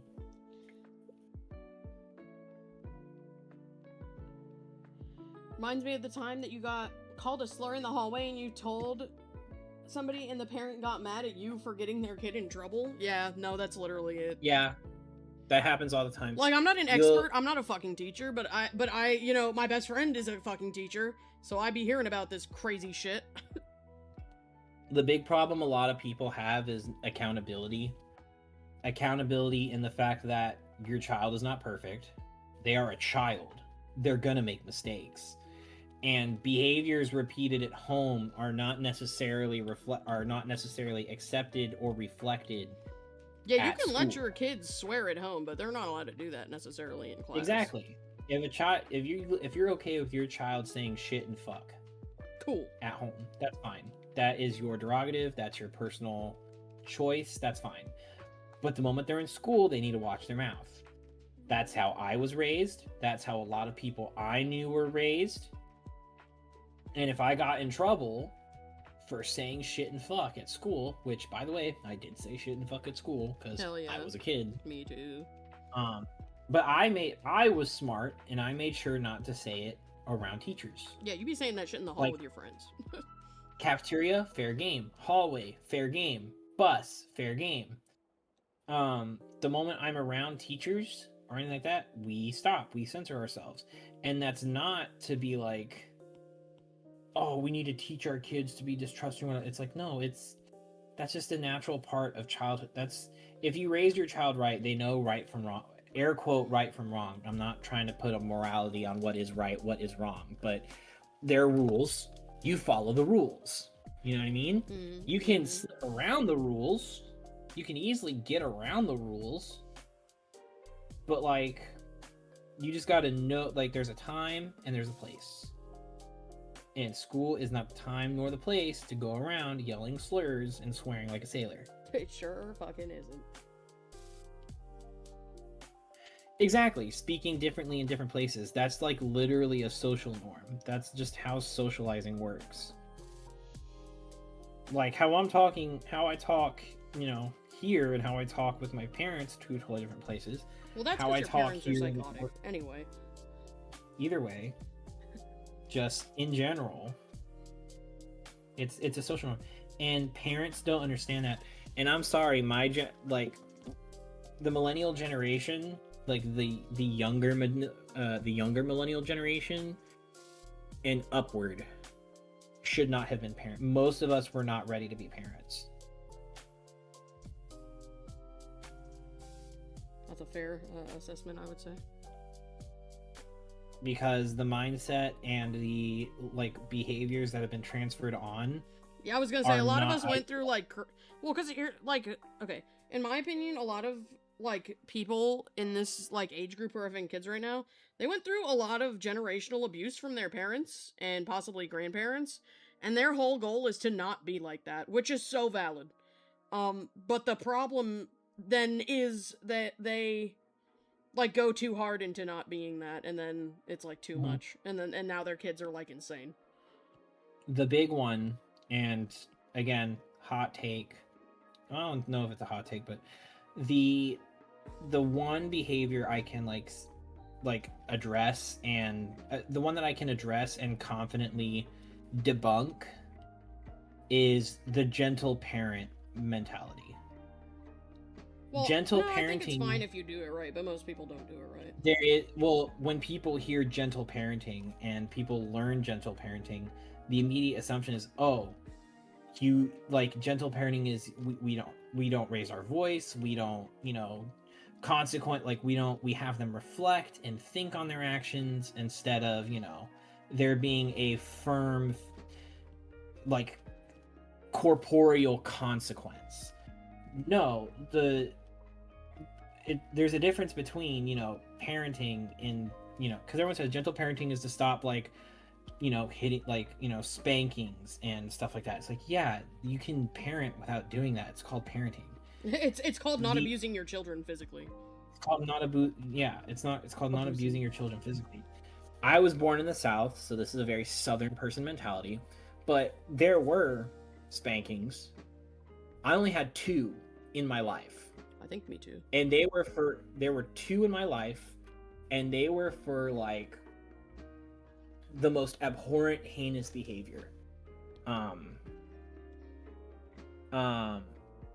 Like, I think the first one was I blatantly like I lied about something pretty important to my parents, like straight in their face. Like it wasn't like a, To a be slip like, lie that. okay, my vibe is I agree. You probably shouldn't yell. You should be able to, you know, like you should be able to discipline your kid without getting mad and violent or aggressive. I totally agree with Correct. that.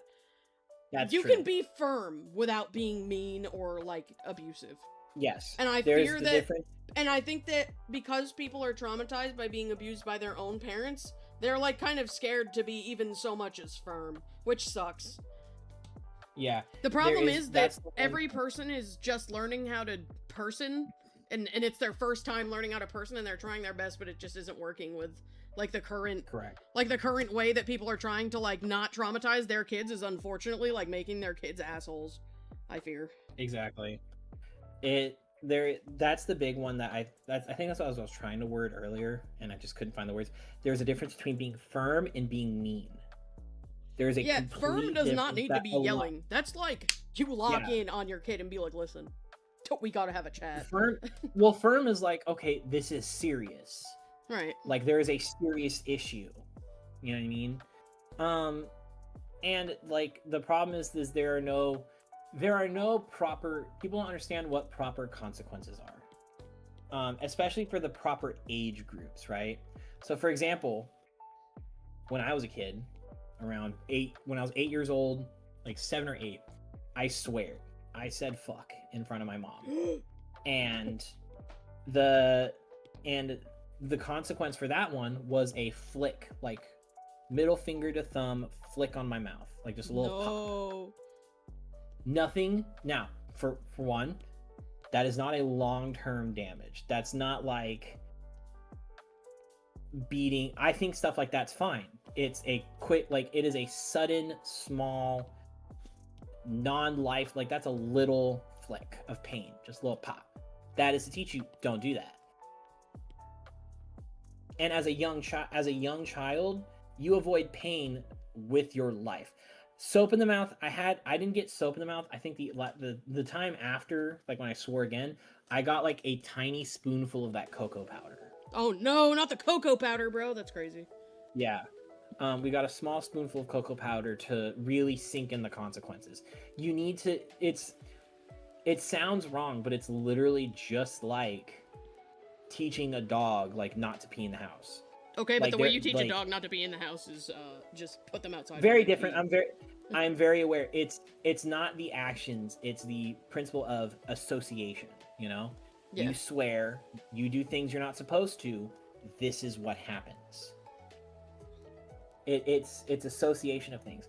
And when they're older and when you're younger, it's little things like the flick on the mouth or the cocoa powder, where it's like, oh no, like I really don't want to do that. Because when you're young, things like that are detrimental. Yeah, you're like, that fucking, I hated that. Like, you are terrified, you hate that. But when they're a teenager, when they're older, they've matured and they understand that the short-term consequence of like a flick on the mouth or a cocoa powder is not severe enough to change the behavior. You know what I mean? Like when you're a teenager and you swear, oh no, I said fuck in front of my mom, I'm gonna get flick on the mouth and it's gonna hurt for like 2 seconds. Oh no. Oh no. That's when you change the consequence because they're older, and that's That'd where be like, all right, give me your phone. Give me your phone. You're grounded. No more iPad. No more all that fun stuff. For younger kids, that's still a consequence that has an effect, but that's for an entirely different reason. That's because kids don't need to be having iPads, but they do. Correct. The introduction of technology has absolutely destroyed the I don't know about all technology, but definitely like high-level technology, like iPads and shit. Because like me, I had Tamagotchis as a kid. That shit was fun as fuck. But a Tamagotchi can't go on the internet and show me horrendous things. When I speak of technology, I mainly talk my concept of technology is more so the phone, the iPad, things with heavy functionality and internet access.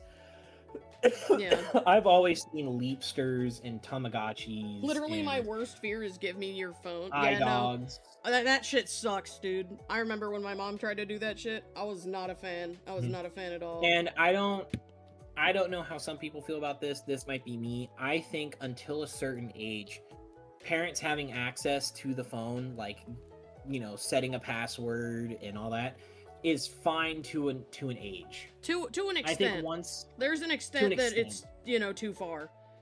But I think for like safety, especially if they're younger, like when I was 11 and my mom got me my first phone because of like a family emergency situation that we had where, you know, I needed to be able to get phone calls and shit. She, even though it wasn't the era of iPhone yet, but if it was, she absolutely should have had my password. Correct. When I was like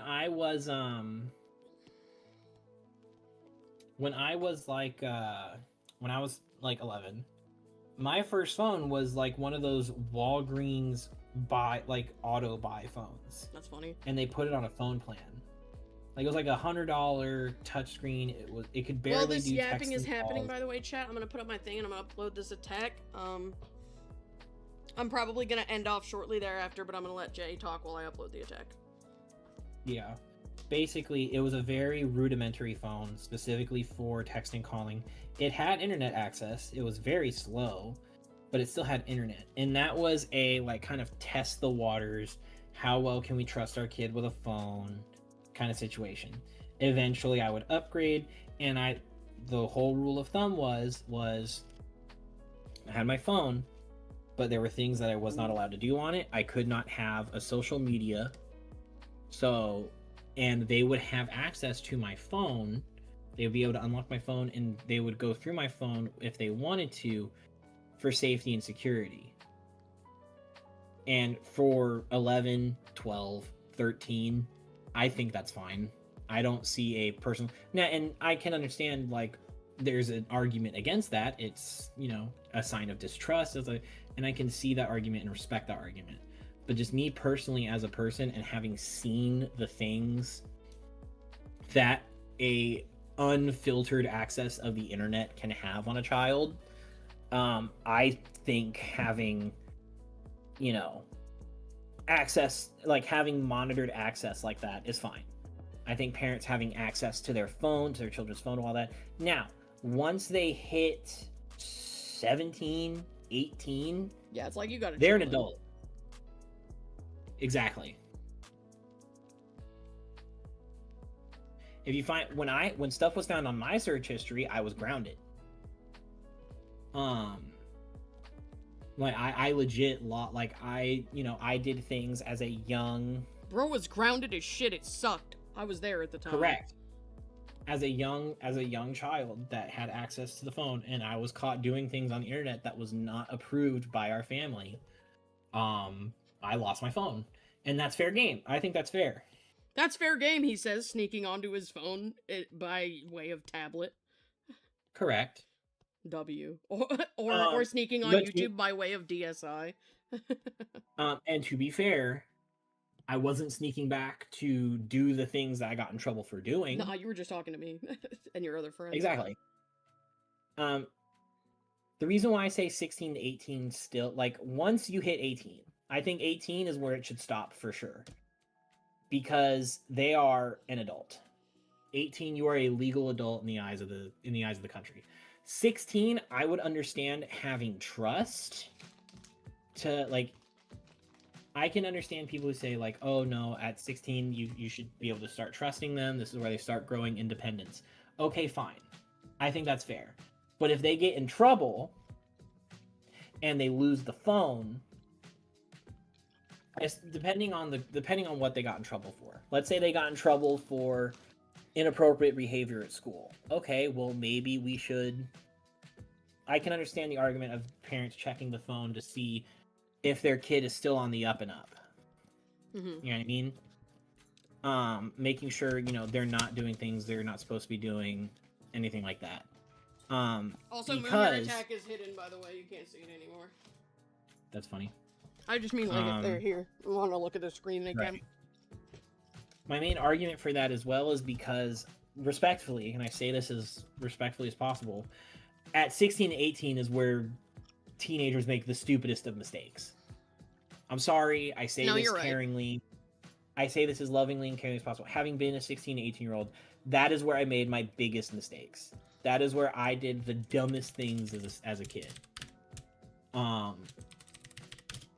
And that was with monitored behavior. Like, that was with me having monitored behavior. And having worked at a high school as well, I can safely say that it's still the same way. It does go up to 21. I will say it can and does go up to 21. Like, 16 to 21 is in fact where the dumbest mistakes. But for me, being raised, and I'm not saying this as like a morally high ground, being raised with a fairly secure head on my shoulders, with a pretty good grasp of the world around me and all that, the moment I hit 18, I kind of locked in. Because I'm an adult, I'm independent. If I get in trouble, I'm in trouble. I have no real get out of jail card. Like, I have no excuse of, oh, I'm just a kid. This is true. Shit, but, press the wrong button. That's the main problem. That's what I see. I do agree. I am completely in agreement of that. Really strict parenting does in fact create sneaky kids, and that's why I said there's moderation. Yeah, no, fun fact about me, sneakiest bitch, because my mom pissed me off all the fucking time. Mm-hmm. She would take my phone and ground me for that shit, and so I had to get smarter than her on my phone. And it didn't take much, to be fair. Yep. She would put parental controls on my shit, and I'm like, alright, and that's cracked. Anyway. And that's where, again, I say it's all in moderation, and it's all on how you handle things. There is no guidebook on how to parent. There is no correct manner to... I would say there's definite wrongs, but there's no definitive right. And you have to take every situation, I'd say, in a pretty much case-by-case basis. Primary example, your kid is caught cheating at school. Okay? You go down as to why they're cheating. Well, why are you cheating, son? Well, I really wanted to make sure I passed this test. Okay, well, why do you really want to make sure I pass this? Because I didn't want to fail, because if I, go below a B or a C in school, I have this consequence.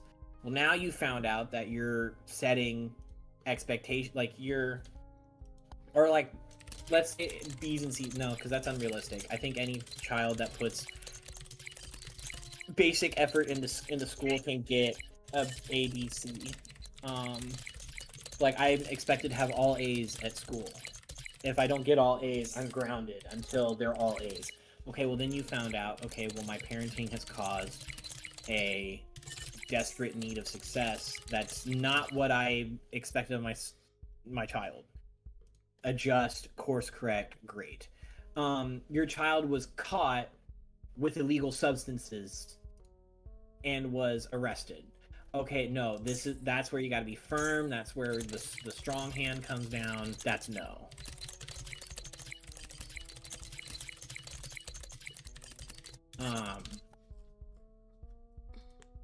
That's kind of where that's just how parenting always needs to be addressed. It is not something you can passively just do and call it a success. Fair.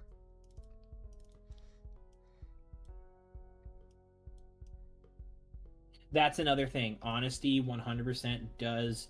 I've always been of the mindset of honesty will in fact give you a very light consequence. Yeah, I've getting in less enforced trouble that in when my you're classroom. honest is a W parenting strategy, TBH, because It's a it very promotes W. honesty. It's a very Because it's like, That's- this I thing literally- sucks and I will get in trouble for it, but if I just tell them the truth and don't, like, try to bullshit my way out of it, they won't be as Correct. mad, and I maybe won't get my phone taken away or whatever thing, you know? That is legit that's my biggest thing in school, because I have honesty is a big thing for me, so I heavily endorse that in my classroom. Whenever there's a negative interaction in my class with students and stuff, I will literally, I will get one kid's side, the other kid's side, and then I'll get a third person's perspective, like someone who was there and kind of saw what happened. Talk with everyone, and then when I find out what's actually happened, I will come to the student and I say, okay, is there anything you want to tell me? Remember, honesty is about, I will literally say honesty is the best. If I tell them, I say, listen, because our school has cameras. I don't know if they actually work or not, but even if they didn't have cameras, I'd have something fake and I have camera. That camera sees and hears everything. I'm going to check it because I heard so-and-so story. This is what so-and-so said. I heard such and such. They said this, and you're telling me this. So-and-so and such, their stories match, but your story isn't matching. So which side sounds correct? And they go, that one. 9 times out of 10, that tends to break the student who's in the wrong, and they'll be honest.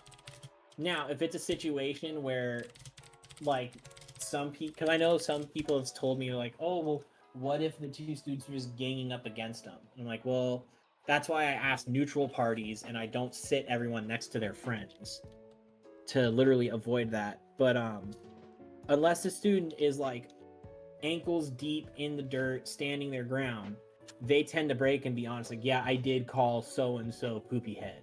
So, okay, thank you for being honest. There is a consequence, you will still have a consequence, but I'm very happy that you are honest with me. And your consequence is now just going to be, I need you to come sit at the purple table by yourself for today. And things tend to move on and we're done. I'm a heavy endorser of honesty incurs lighter sentences. Now, in an actual court of law, different conversation, but we're talking about raising children, not incarcerations.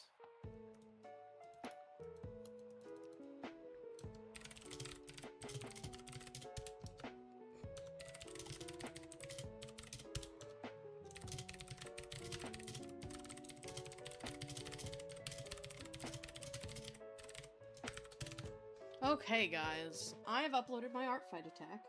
Your stubborn ass never fell for that, even when you were little. Damn. Alright, guys. Yeah. So, that is,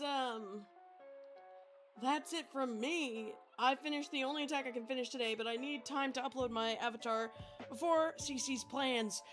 So, I'm gonna have to go, but Jay will be back next weekend, and I will be back tomorrow to work on more ArtFight. And Jay will be in chat sometimes. He just be in there sometimes, you feel me?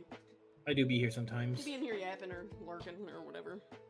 So, that's gonna be it from me. If you had fun, feel free to subscribe so it'll tell you next time I'm live so you can come have fun again. Make sure you, like, I've got some videos on my page that are, like, narrated speed paints if you want to watch those. Those are pretty fun. I like those quite a bit. If you want to hang out with me and all the people that are, you know, vibing in chat working on ArtFight attacks, I do have a Discord server. And it's ! Discord in chat, or it's in the description of this stream. Oh, I accidentally turned my volume down because I tapped my headset, but that's okay. If you'd like to donate to the charity, I haven't been pushing it as much, especially on streams with friends, but we're also still collecting money for the charity. And if you want to do that, then you can do that in the !donate. If you need, you know, if you need my ArtFight at any point in time, you can come in here and !ArtFight, and it'll be right there. It's also linked in my Discord. So that's gonna be it from me. Foxwood style or I can't fucking say that. Fox says thanks for the advice on wings, Jay. You're welcome. And Jay will be back. Oh, I'll be here tomorrow with Forgana, by the way. So I will have another guest tomorrow. Jay will be back on Saturdays. Forgana is here on Mondays. But today, Jay is here on Sunday because I went to fireworks yesterday. And then Tuesday, Wednesday, Thursday, Friday are all like, and Sunday are all days that it's just me. So I will see you guys tomorrow at 1 p.m. Eastern time, as per always. Forg will be getting there a little later. But, yeah. Those be the vibes. I hope you guys had a really fun time. I know that I did, even though I only got one attack done. I think it's a pretty neat attack. So that is all I have to say. So goodbye, my friends. Bye-bye.